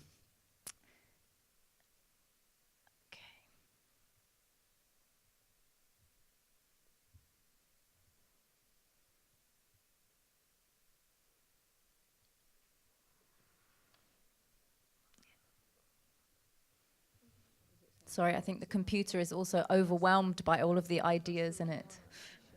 Yeah, okay. Second one. I think she got the wrong one. Wait, maybe it's on the desktop. That is the folder.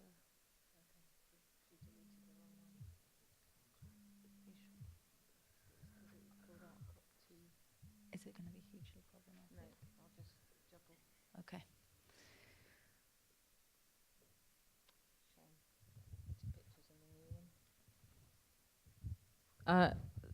I had lots of pretty pictures, but we've put the wrong one on the PowerPoint, so you're not going to see them. You have to imagine. That's what we're here for, imagining. This Arts Admin is a producing organisation, and I'm going to try and give you a quick view of the work we do. because it's sort of 360 degrees around running the building, how we run our building, how we work with artists, creating and touring work, working in partnerships with other organizations, and how we and others are looking at sponsorship, attempting to put the environment right in the middle of what we're doing. And for us, it's all really got to join up.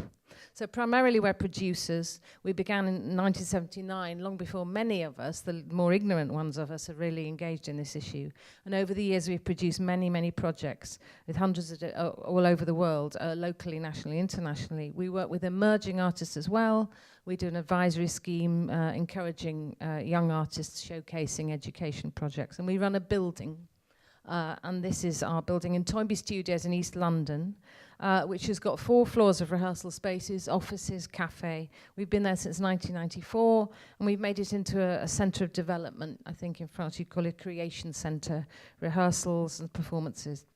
When we refurbished the building, we tried to do it as sustainably as possible. And in 2014, we finally put some solar panels on the roof. We persuaded the board actually to spend, our board of trustees, which was quite brave of them, to actually buy them from our reserves. They cost about £22,000.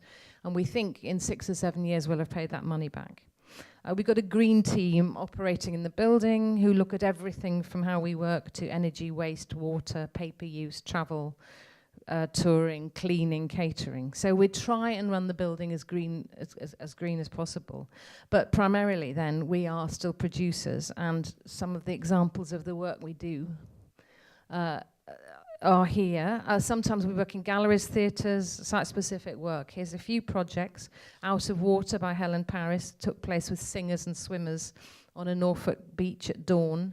Encounters, a little patch of ground, was a growing project with people who lived opposite us in the local area in East London. Graham Miller's Track, which was asking people to take the view of different angle and view of the world, and Station House Opera's Dominoes, which these are a run of breeze blocks running through the streets of Ljubljana. So, but over the years, and I think this is quite important, touring patterns have changed. So when we began, we tended to do moving around from festival to festival or venue to venue on a cheap flight, thanks to Ryanair or EasyJet. And now I think the artists and the way we prefer to work is staying in a place longer, engaging longer with the artists, the local community there, and not doing so much running around. And it's actually more satisfying, I think, artistically, personally, for the artists and obviously environmentally. And it's very, very important to us to work in partnerships. And some of the partners here you'll have heard from this morning. And of course, Julie's Bicycle doesn't need any introduction, but they've been absolutely crucially fundamental to helping us learn how to do things. We knew we should do things, but what JB's been able to do is tell us what makes a difference.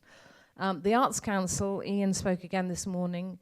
Some of us went to see the Arts Council some years ago and said, why don't you think of making make us all be more green and put it into our funding agreements?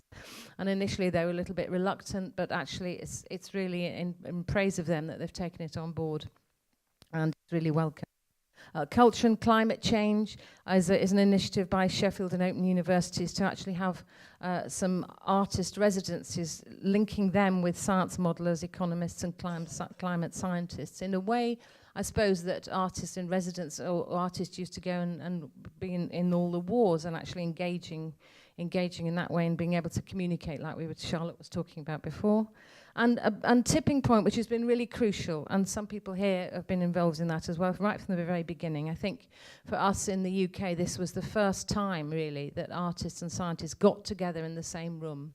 Artists and artists really learning the science firsthand from the mouths of the scientists, and the scientists looking to the artists a way about communicating.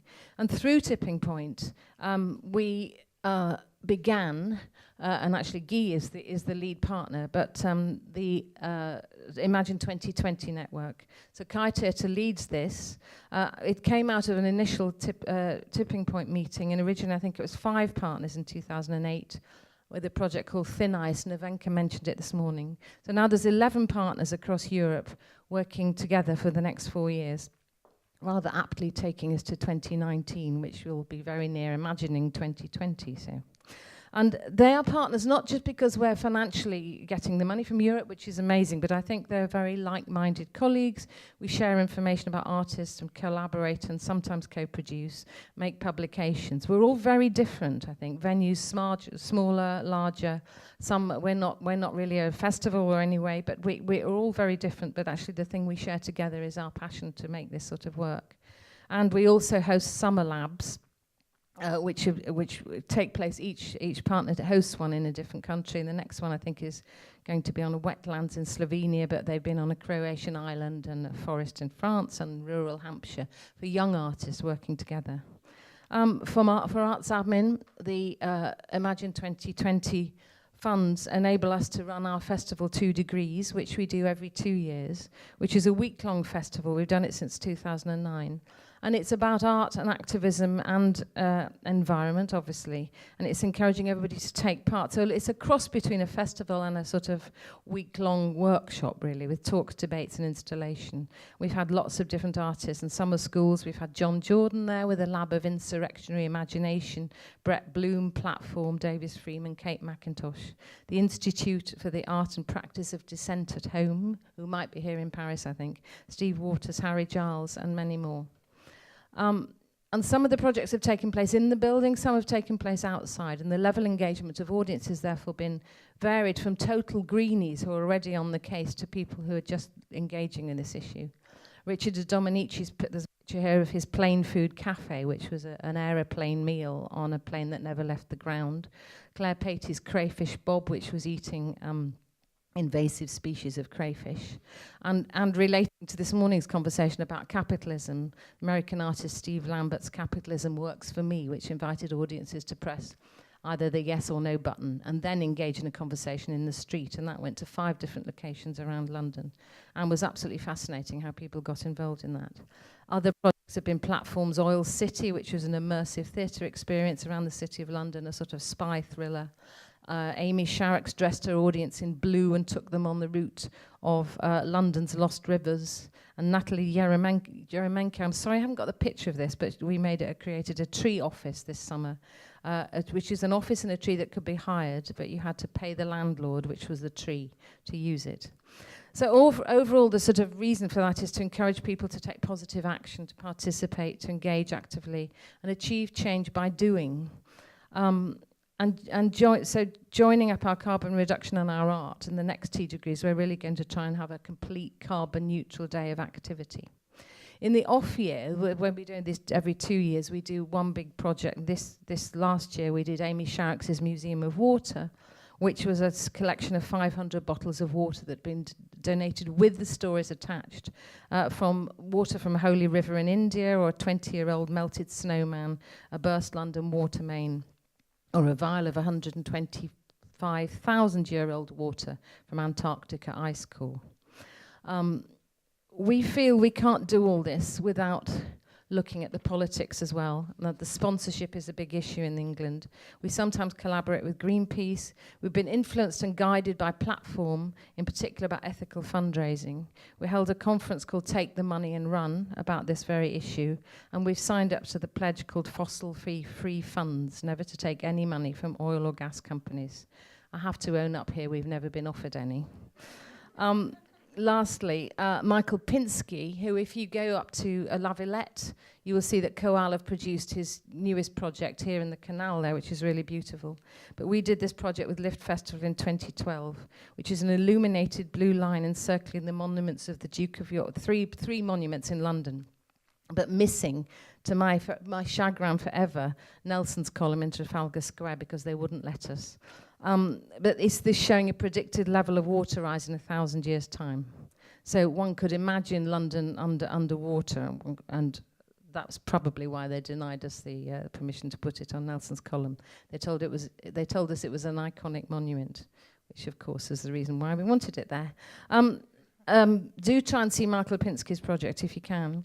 So for us, it's sort of joining up. We can make our building as green as we like. We can change the touring patterns, but for me, it is the artists who can get across the message more than anybody else. And I think if they can engage and inspire and make us all change our behaviour, I think they're really our only hope, although of course we have to do all the rest of it.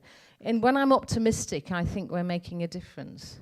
And when I'm pessimistic and listening to Diana and Charlotte just now, I'm thinking, are we just tinkering at the edges? Are we doing anything really worthwhile? And I think that's something that might be worth discussing. But meanwhile, thank you very much.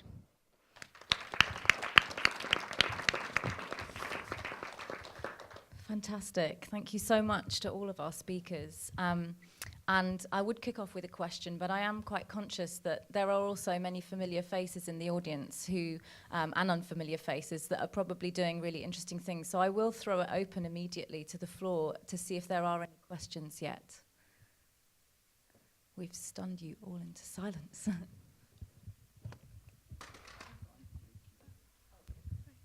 Sophie, thanks everybody so much. I mean, it was really wonderful.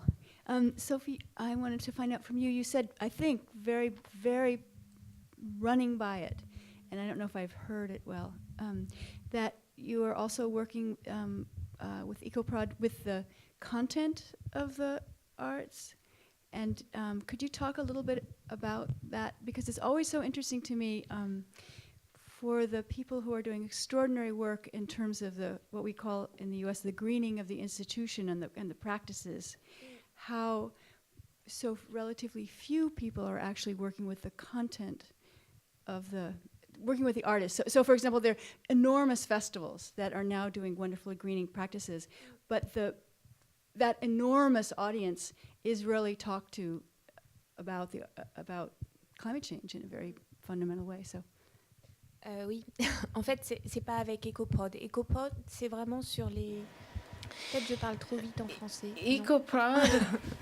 EcoProd, c'est vraiment sur la partie best practice. Really looks at the best practices issues for France. At television, in my job, we try to work with directors, with producers, because we feel it is our responsible as a public institution to speak about environmental questions.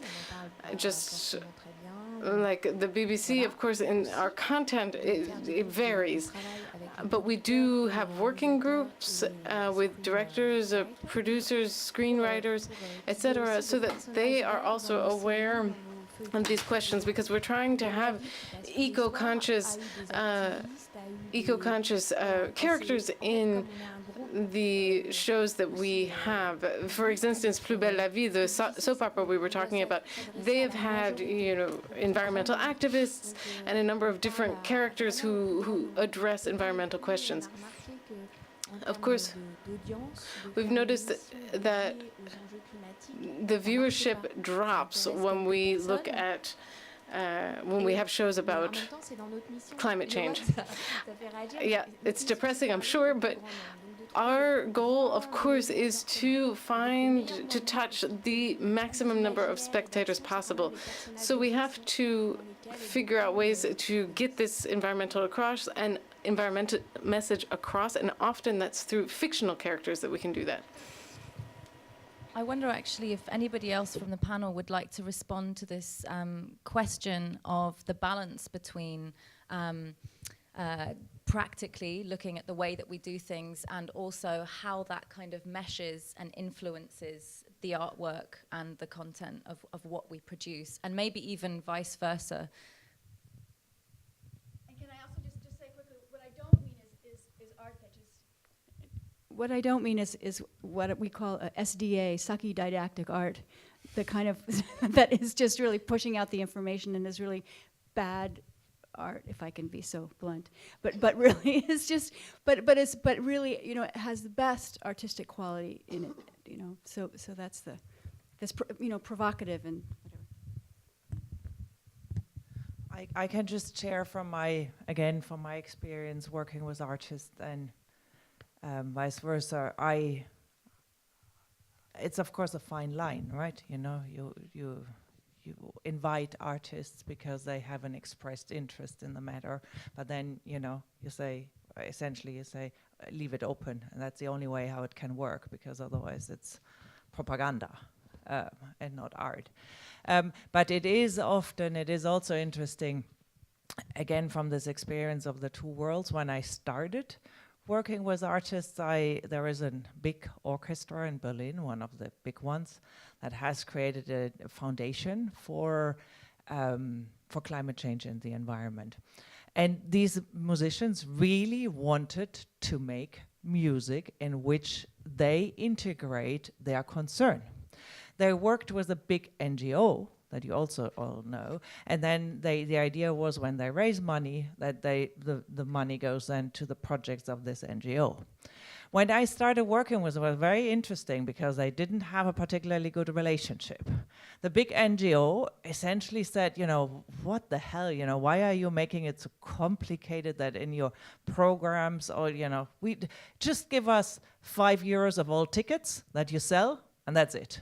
You know, this engagement content-wise, there was no interest.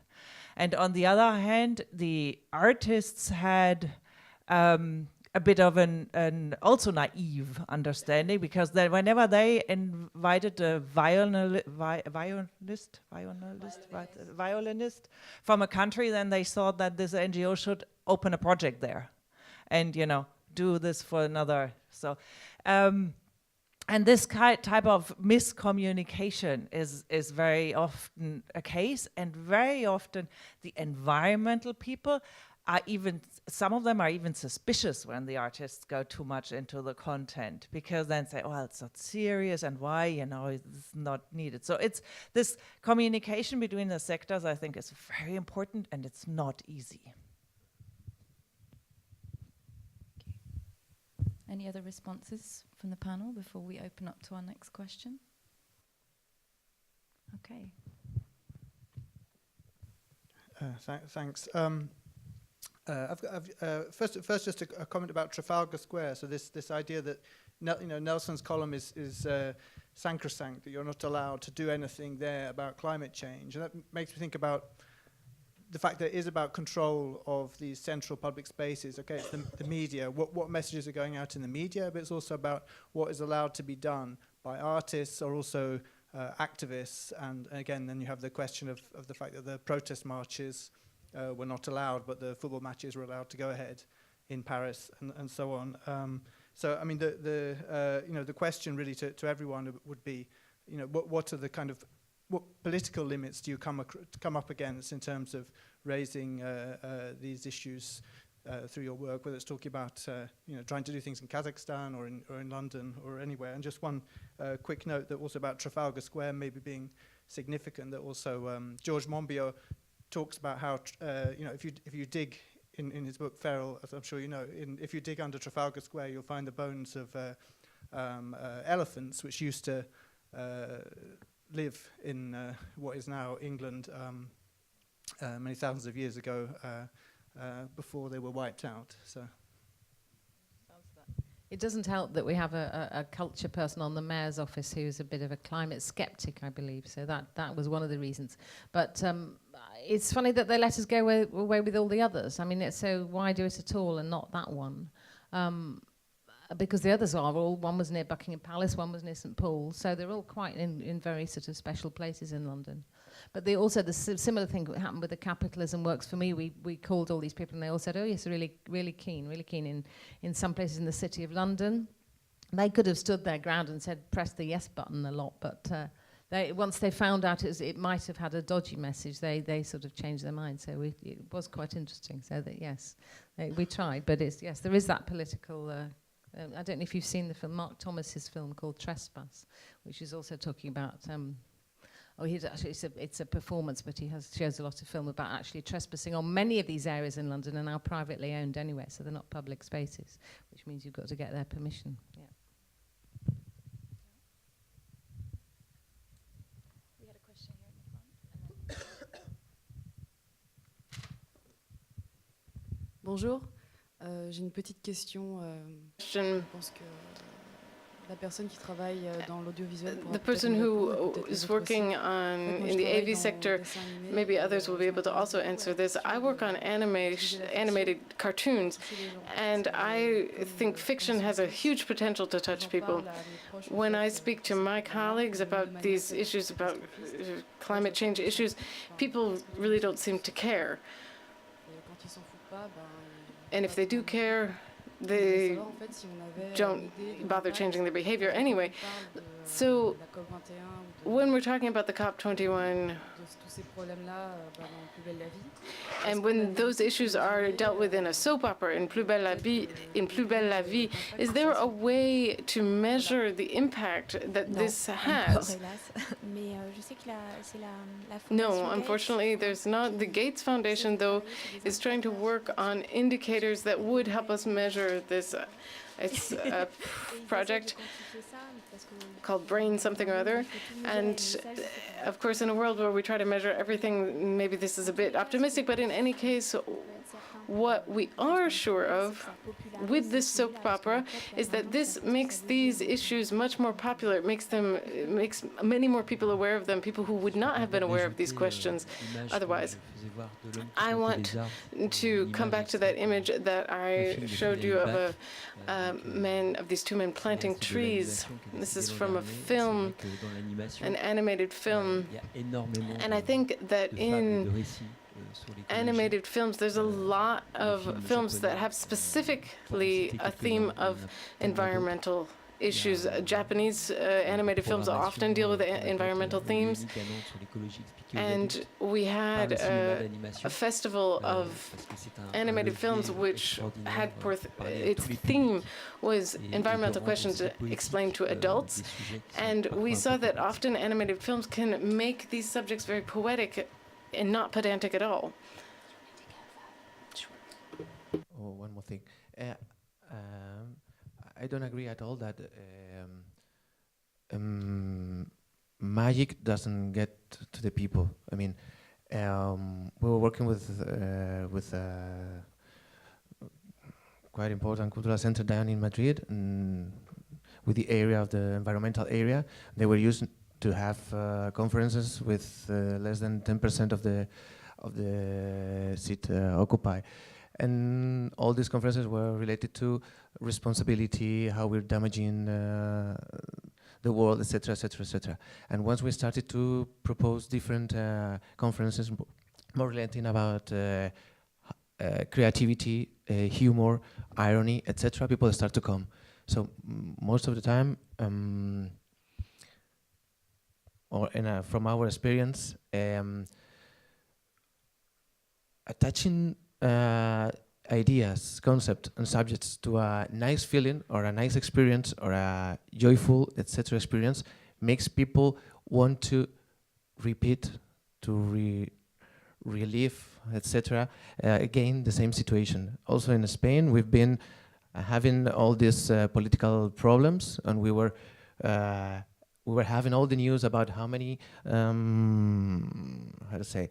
corruption we were having. There were all these data, etc., etc. So we were really aware about what was happening, but till we couldn't live a joyful experience, proposing new things, like it was 15M, we didn't start to link to the politics, to think that we could change anything. So I think that the way, there are several different ways of working. In my case, I prefer to work with those that appeals to logic, to play, to irony. I think we'll take two questions because I know Ben had one and we have a question up here as well. So let's do both. C'était aussi un petit commentaire, justement. A brief comment. Si on a l'impression que les gens s'en foutent, if we feel that people don't care, it's because they're afraid and they don't know what to do. And if you just do something and show what you do without saying, people, you have to do that. that. And if you also show films and things, that actually empowers people. We had a green film festival just before the Berlinale in February in Berlin, and it did work very well. So you can also have very diverse programs, you know, ranging from animation, as we've heard, to documentary, showing that some initiatives are done. I'm following up, I think, what Diana said. Behavior change research really demonstrates very clearly that changing people's knowledge doesn't make any difference, and even changing people's attitudes makes very little difference, and changing their desires really makes very little difference in changing behaviors. And I do wonder whether we are tinkering around the edges, doing things that we rather like, and actually we're not making much difference. And I wonder whether, and somebody said about making bad art and propaganda and so on, and I'm going to challenge the panel and the group of saying, don't we need to start focusing on changing society with what we do, not changing individuals, but actually really seeking to change society in a big way? And my computer has just gone on the blink, so I can't find the nice quotation from Brecht, which is about, it's not even the one about art is not a mirror, theatre's not a mirror to hold up to society, it's a hammer with which to break it. It's an even better one than that. But I think perhaps that's the way we need to be going, and I wonder what the panel thinks. So would anyone like to begin? Probably defining society as well as answering the question of whether we're tinkering at the edges, and whether we should be looking really to take on more agency and not so much thinking about what we want to do, but what will really change. Yes. No pressure. Yes, I can't answer that. You're absolutely right. I think what was the Slovenian, the quote this morning about capitalism was, I haven't got my book here. I wrote it down. I mean, I think it's much bigger issue we've got to. It absolutely encompasses everything, and that's why, though I think we're all doing brilliant stuff, I do think it's only doing this much. I used to have in my head a graph of how how things were getting worse and worse, that going like that, and the graph of what we were doing, which was making a difference, but it was too gentle, too slow. And I think, yeah, absolutely right. But then the next question is how.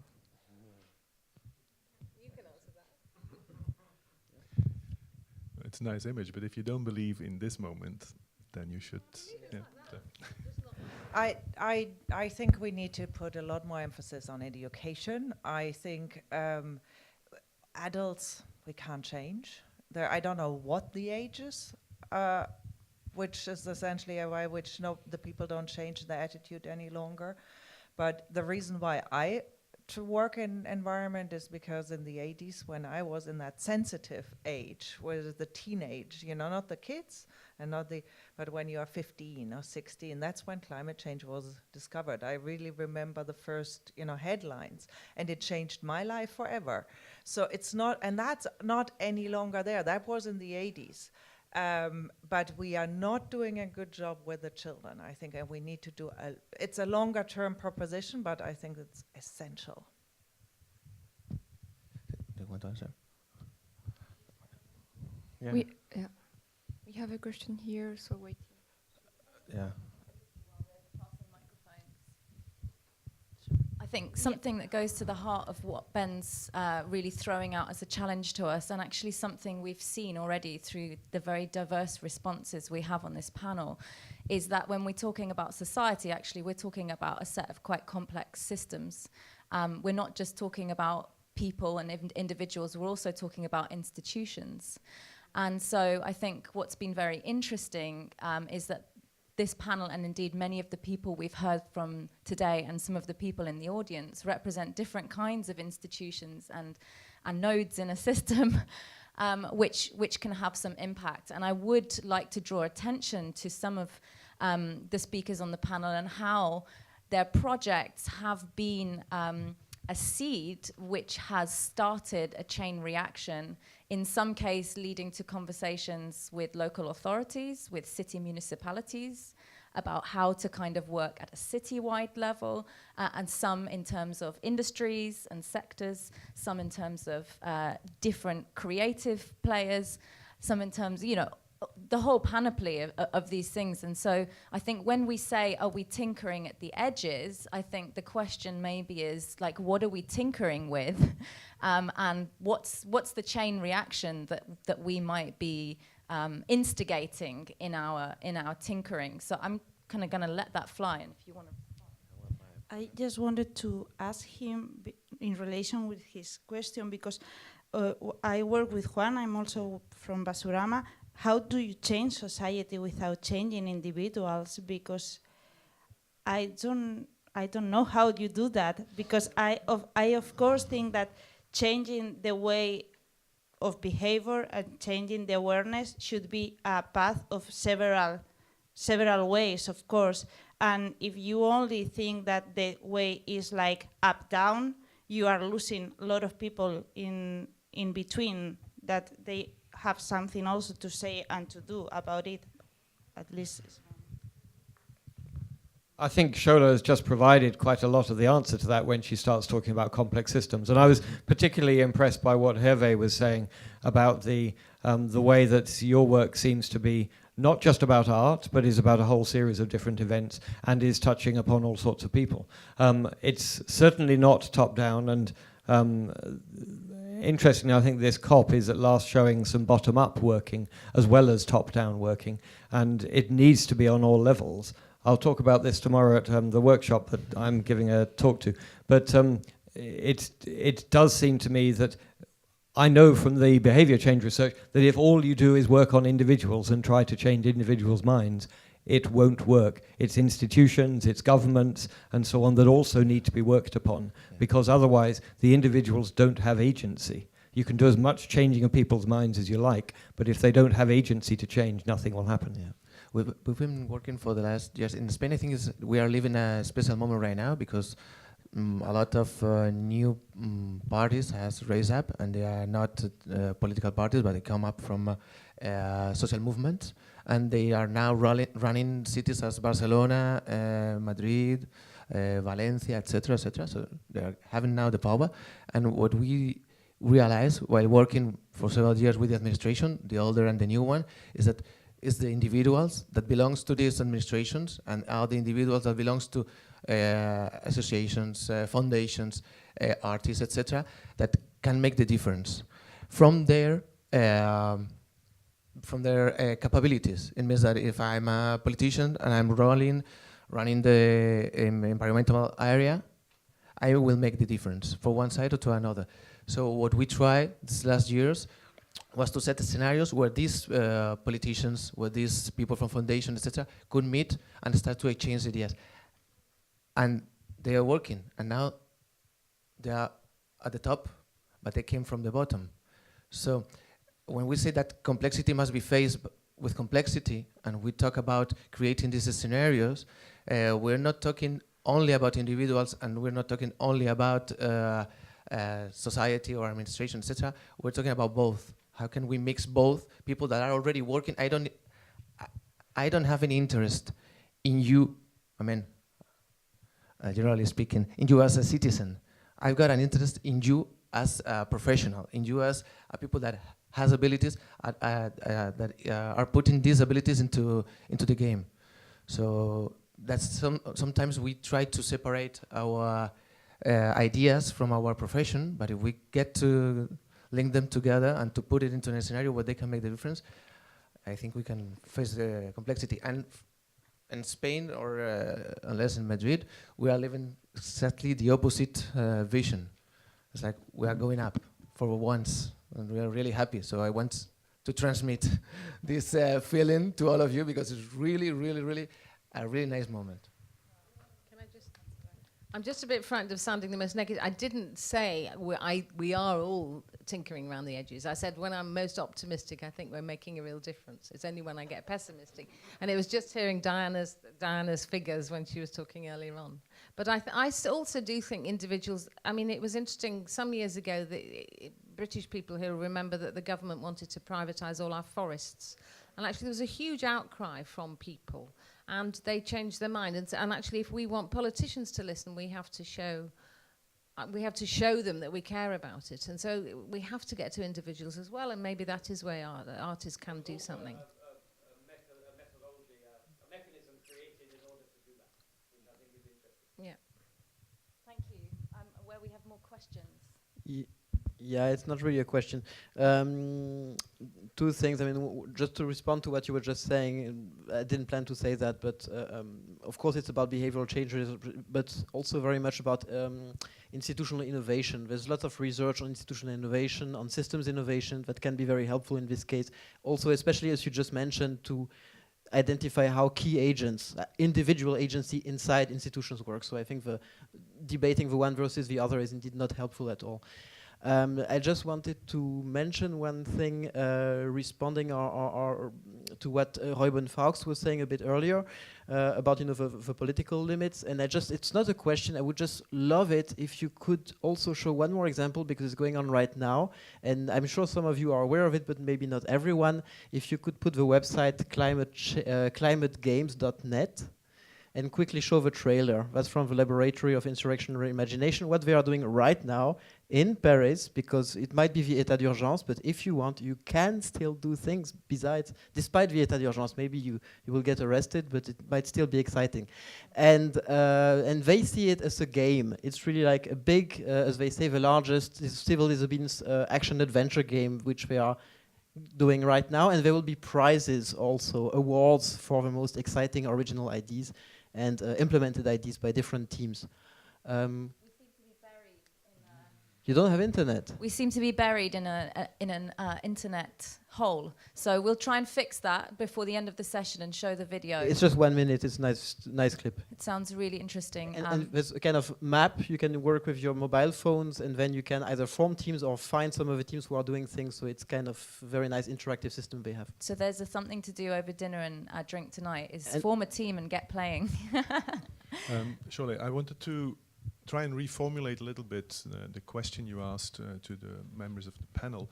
If it's about reaching out to politics and to where also the power is, one of the problems that I have the feeling we run into all the time is that if we work with artists, complexity and the actual element of uncertainty and not knowing, which is part of complexity, is something we really try to deal with, and a lot of artists try to deal with the not knowing what might be the right next step and build that into their work.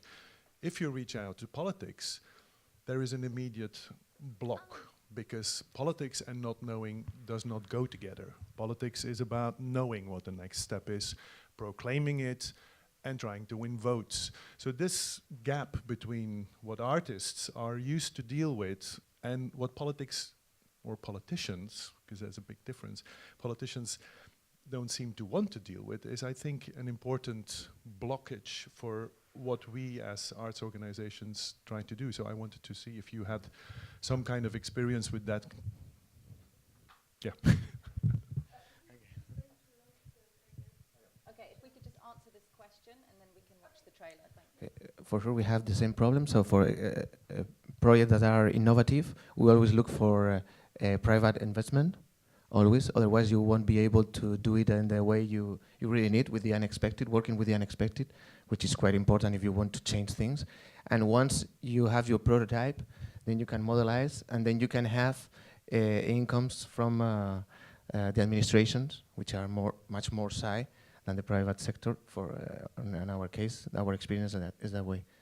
So we profit from the foundations and private foundations, etc., for setting the prototype, and then we can go to the administration and to start developing in a deeper and wider way.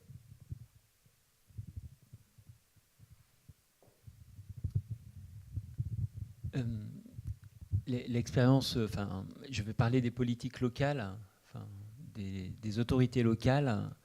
Donc, ce qu'on peut constater, en tout cas pour certaines françaises, c'est un travail sur des démarches prospectives à 15 ans, à 20 ans. Donc il y a des démarches parfois participatives avec les populations qui permet au moins de regarder dans des directions avec un cap dans lequel la question climatique, énergétique, la question du cadre de vie en général est fixée et posée. Donc en fait, on dépasse le temps politique et on dépasse le temps du court-termisme politique. Donc ça, c'est peut-être un levier dans lequel les stratégies climatiques sont intégrées. Après, je reviens à l'exemple de Medellín, qui est un exemple assez significatif, puisqu'en fait, le temps politique est de 4 ans. Donc le temps politique, évidemment, n'était pas le bon temps le temps de la gouvernance des maires, en tout cas, n'était pas le bon temps pour gérer les problèmes globaux de la ville. Donc en fait, il a fallu construire une vision of Nantes, he came up with a systemic global approach with all the stakeholders in order to construct a vision that stretched over 15 to 20 years. And in that way, future mayors were also obliged to look at these strategies, look at this vision, and take it into account and apply my the experience. It's first of all a very interesting discussion, and a lot of question, and probably we all go home and sometimes we answer them in a positive way and sometimes in a negative way, but we all still have hope. Otherwise, we weren't here, right? So, but in terms of, I think yes, artists are very good in posing questions without necessarily formulating the answer. Sometimes they also have very simplistic answers. I must say I have seen both. And similarly, politics, yes, has solutions. On the other hand, politics has to deal with a lot of very complicated trade-offs, which sometimes the artists don't appreciate. Take the examples of, hydropower in Latin America. This is the cleanest and best tested technology source that we have for energy in many countries. It's easy, it's tested, doesn't cost so much. Still, it has a lot of trade-off, and it's a lot. If you start with big dams, you have a big problem. I don't, in my projects, I don't really pretend that we have the answer.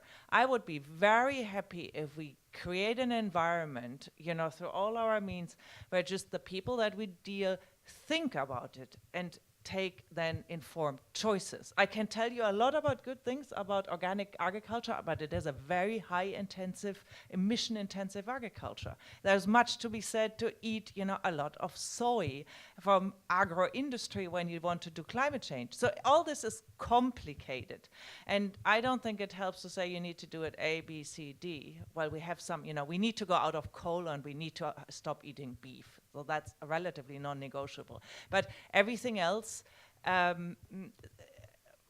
if the artists can help to create a consciousness that the people think about their choices every day, I would be very happy. I just wanted to say briefly and bring a few of our other panel speakers into this conversation, because I'm just going to be a bit provocative and take issue with this idea that artists are great at creating spaces for dialogue and raising questions and not provoking answers, because actually what we've seen from some of our panelists is actually creative organizations and indeed artists contributing to a very practical and often quite complex solutions to environmental problems, albeit in a local, usually a local context. And I'm quite interested actually from hearing, maybe if we could start with Veronique, to talk about what the response of, when you take a system like circularity to artists who you want to collaborate with to design stage sets. I'm really interested in understanding, how does that begin to influence their practice, and how do they respond to this interestingly creative challenge of how you transition from, a way of working which has often been encouraged by the educational institution you might have studied with, and then throughout your career, to transition to a very different way of working and thinking about design and the materials that you're working with. Alors généralement, on n'arrive pas à dialoguer avec Generally, tous, of course, we can't dialogue with everyone in our workshops because we work on the eco-design concept in our workshop. But when we manage to get someone who is interested in these ideas. On conçoit les décors. Donc on va vous proposer des alternatives. We offer them alternatives, more environmentally friendly alternatives to the materials we typically use. And for the time being, we've been very lucky because last year, for instance, we worked with a British scenographer who was absolutely delighted that we had finally thought of that idea. And when we talked to him, we got the idea, or we thought that perhaps we should have been talking to everyone about this since the beginning. And then last year we had another set designer who said simply, oh, okay, what do I have to do? Just tell me what I have to do. And we weren't able to give her concrete solutions, but we just said, you know, give us your design, and then we're going to propose some different materials. And it's an absolutely monumental set design. And so it's going to be rather complicated. Donc avec plein de petites pièces, avec plein de choses très très lots of tiny little complicated elements. So we can't build it. It's actually going to be built in Warsaw. So we're going to try to make sure that the workshop in Warsaw is also aware of these issues of eco-design. And this set designer, we simply didn't dare tell her, well, actually, you know, you've given this lovely, enormous project, but we're not sure we're going to be able to do it in an eco-friendly way. So we gave her some ideas for materials, and basically they make a design and they have very specific expectations for the final result. And for instance, if they want a stone wall, they expect to see an actual stone wall at the end. And so we have to be very careful to explain to them why the result might be a bit different, but the advantage is, of course, that it will be recyclable, eco-friendly, etc. So when I said earlier that if we want a 100% recyclable, reusable set, we have to get the set designer's agreement and approval of the final project. Because, of course, if he doesn't agree to it, then the whole thing falls apart. So we have to, of course, work with them, tell them what we're trying to do, make sure they're not worried about what the changes we're going to make in their design, and make sure that we can find materials that produce the same result, the result that they are used to having and that they expect. In the Opera House in Lyon, for instance, in the set design contract, they have certain stipulations that say that they have to use material that has already been used in other sets, so they have to choose more environmentally friendly materials. And I think that we're actually going to have to add clauses like that to our contracts as well in the future, really to tell them that it's up to them as well to participate in this eco-design process. And in the X Festival, we are known for the massive freedom that we give to our set designers and to our artists. And so they can do anything they want, but they might have to respect certain things in the future. We've had set designs which were supposed to take place in the desert, and very incredibly ambitious projects, and so we don't want to restrict them in their freedom, of course, but we will perhaps put limitations on material choices in the future. I think we have someone with the microphone up here and a question over here. Oh, you're done. Okay. I think we had a... And then microphone in the middle here. Go for it. Oh, okay. Yeah, so my name's Andrea Carr, and myself and Tanya Beer and Alice Holt are 3 eco-sonographers. And we've just formed a new initiative, which we're launching today. We've tied it into Art Cop. I'm here actually partly to say we're open. The initiative is called ecostagepledge.com, and it's been set up specifically to review and look into sustainability, to put it right into the heart of creative practice. We've obviously started it because we are theatre designers with all these interests and questions. We see it as an enormous opportunity for contribution rather than just mitigation. And one of the aims of the site is it has a pledge, it has a stamp people can show, it has a people's page. We're really hoping that it will be like lighting a fire of conversation between the different sectors, and that people will begin to share resources and start to uncover more and more ways they could support each other in being sustainable and creative in the industry. It's also people who just love the performance industries as well. So I think I also just wanted to add that that what has come out for me as an eco-designer is that I have absolutely loved and embraced this new opportunity, and I have actually through JB had an access to find resources and materials from Reading Festival. They've been working on an initiative with Reading Festival, for example, with the clean-up operation and building awareness about the amount of tents and waste that is behind. So I was able to go on a clean-up operation and collect stuff to then turn into costumes for a set. The reason I mention this is that I think it's really important that we share positive stories and positive case studies so that we give people real opportunity to be optimistic. And everything I've heard today has given me enormous confidence in the fact that all these efforts are joining into one, what I would call, I think, the critical mass, the planting of the trees, all these symbols, all these ideas towards making a real change in consciousness and changing people's habits, I think, so that they don't just create a future based on what they already know, that they begin to understand perhaps that there's new visions of the future that we can all be part of, and also to be uncomfortable with not knowing all the answers. Thank you. And yes, I just want to add like an anecdote in relation with these festivals that are reusing material, because we used to work as an artist, base our work in trash. So the main question when we arrive to a festival or we work with an institution, even a museum, like, I don't know, Gulbenkian in Lisboa, Victoria and Albert in London, or even Guggenheim in New York, the first question we ask is, okay, what trash are you producing? And most of the times they say, we do not produce trash. And it's just like, it's impossible, you know? You are producing trash. And only like pointing that question to that kind of big institutions make some kind of different, because they start thinking about themselves. That is something that is not quite common. So, and we end up working with trash every time. So we put the trash out of the paper bin.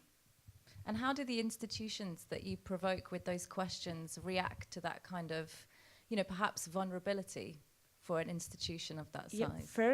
First step is denying they produce trash, but when they realize that they are producing, most of them are quite open. So, for example, the example in Victoria and Albert, we work with the trash they have been producing in the museum, like for a week or for a month or something like that.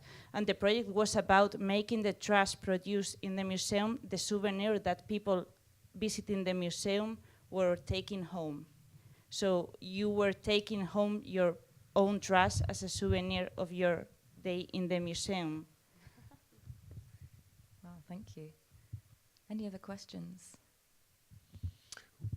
We have another guest to end our session because we have to leave in time. We were told several times before 5 we have to be out of the building because there's another conference that comes in, which is the C40. So the really important people, the politicians, come in then. So we have to leave. But we have donc on a un rapporteur qui vient de notre session, de notre groupe de travail, et qui va nous expliquer en 5 minutes, 5-10 minutes ce qui était dit dans l'autre groupe de travail. Bonsoir. Vous préférez que je parle en français ou en anglais? C'est traduit? Bon, bah moi j'étais dans le groupe, j'ai assisté au groupe de travail qui s'appelle Art as a Medium for Civic Action. So I was in Art as a Medium for Civic Action, So we have a list of examples of different artists, urban activists in Russia, for instance, architects and urban planners in China and Indonesia, who work with children and who build a sustainable architecture center and who create puppet theaters and work with local communities. Sorry, I'm a bit nervous. And their work is they work very hard on including the local community in their projects. And then we had people from Colombia and Canada that work with Inuits and indigenous peoples in Colombia. And for the Canadian, they provide technical tools so that Inuits can actually respond to the Westerners who are constantly coming to see them. And then in Colombia, there were activists who wanted to be able to react to the Italian or Spanish companies who are building enormous dams in their country. And it was really getting interesting when I left, because they were looking at how, beyond just expressing these different ideas, they were looking at how we can actually act.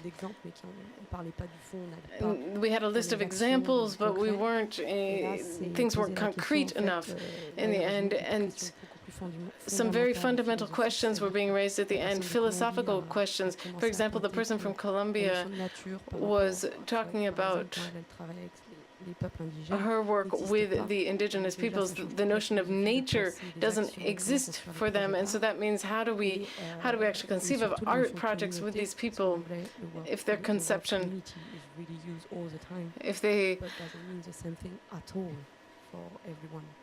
for French person, for example, communauté. Alors, la communauté, an American, or anyway. Et même pour les, et ça fait réagir la personne d'Indonésie qui était complètement d'accord. People from Indonesia reacted to the use we did in the workshop of the word community, which is understood very differently. I think it means that we're coming to the end of our session. Indeed. I don't know if you want to, if you have a few final thoughts, Shirley, or... Well, I invite everyone on the panel maybe to say a few last words, and I suppose mine will be that I think we've had some strong provocations from the scientific community today. We had Diana and indeed Charlotte really kind of bringing home the urgency of the challenge that we face, which I think is really important to bear in mind given the context we're in. But we also mustn't let it destabilize us from thinking that even the small and even the sort of, citywide interventions that we've heard of, whether you're an individual artist, an institution, or indeed a local authority or municipality working on this, I think to value every action we're taking, because I think Hervé started us with the idea of a critical mass. And I think that's an important idea to keep in mind, that a critical mass of actions at all levels is still an important and very valuable thing to recognize and to continue with as we move forward. So those are my kind of final thoughts. There are so many, and I really want to thank all of the speakers and everyone in the audience for contributing to such a rich conversation. But I'd like to leave the last words to our panel. Sorry, I'm here. We just have 2 minutes if you want to see the trailer we didn't see. Or if you want to... I think let's play the trailer as we're slowly moving out, because we can listen to that in the background. Let's give the last word to our panel. Can I start about being a pessimist. I mean, what Sho just said was actually, because it was Diana that railed me a bit. I am totally optimistic. None of us would be here if we didn't think we could do something. One thing, Franny Armstrong made a film called The Age of Stupid, which some of you might have seen. And somebody said to her, what's the point of it? Because the only people who go and see it are people who are already engaged in this. And she said, yes, but everybody's got an uncle and an aunt and a cousin and a neighbour.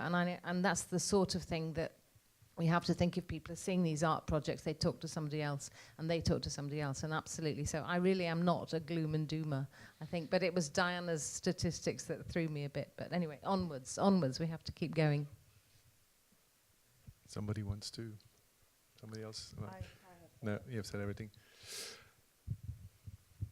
Some last words? Okay. No. Okay. And the last word, sorry, Guy, is that it is important to reduce our emissions, and please don't forget about the resources and the actions that we've heard of today. There are resources in French, there are resources in English, hopefully in Spanish also, maybe, I don't know. But we have another session tomorrow on tools and resources. Please do use these fantastic resources to inform and continue what you're doing. Yes, it's a pity Diana has left because, because I think it is necessary to listen, and I think we do listen very carefully to what scientists say. I think everybody got the message, actually. But I want to end with a pledge for the arts itself also, because it's not just the arts as a communicator of the results of scientific research, which in every tipping point meeting it was the end of the discussion. Are we the communicators, or are we something else? So it's still the discussion, it will remain the discussion, which in itself is not a problem. We will see this fantastic announcement of the climate games, which is John Jordan's project for Paris, which is, because of terrorist attacks to a large extent, of course, also put into trouble. He will anyway go on if he's out of bed, because I understood he was very sick the last few days. But activism is one thing. Art is not only activism, but there is also something like affectivism. And I think the affect is also something that I think we have to keep in mind. It's not just about clear information and clear action. There is something unclear in complexity, and we have to try to deal with it. And that is, amongst other things, a job to do for the arts. So we will definitely continue doing that, and we will also reduce our carbon emissions. Okay, thank you very much. We have to leave this house. We're going to watch this while leaving, but so everybody has to be out by 5 o'clock. Thank you very much. You're all invited to have a drink at the cafe just next to the Gaîté Lyrique. So we'll show the video and follow the conversation.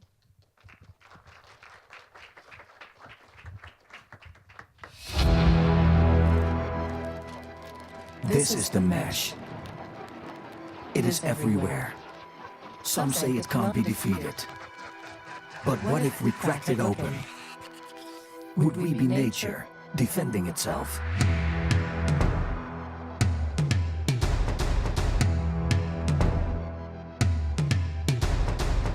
Climate Games, the world's largest disobedient action-adventure game. In Paris, across cyberspace, and beyond. Your objective, to join the global movements, swarming to shift the game against profit, in favor of life. We are not fighting for nature. We are nature, defending itself.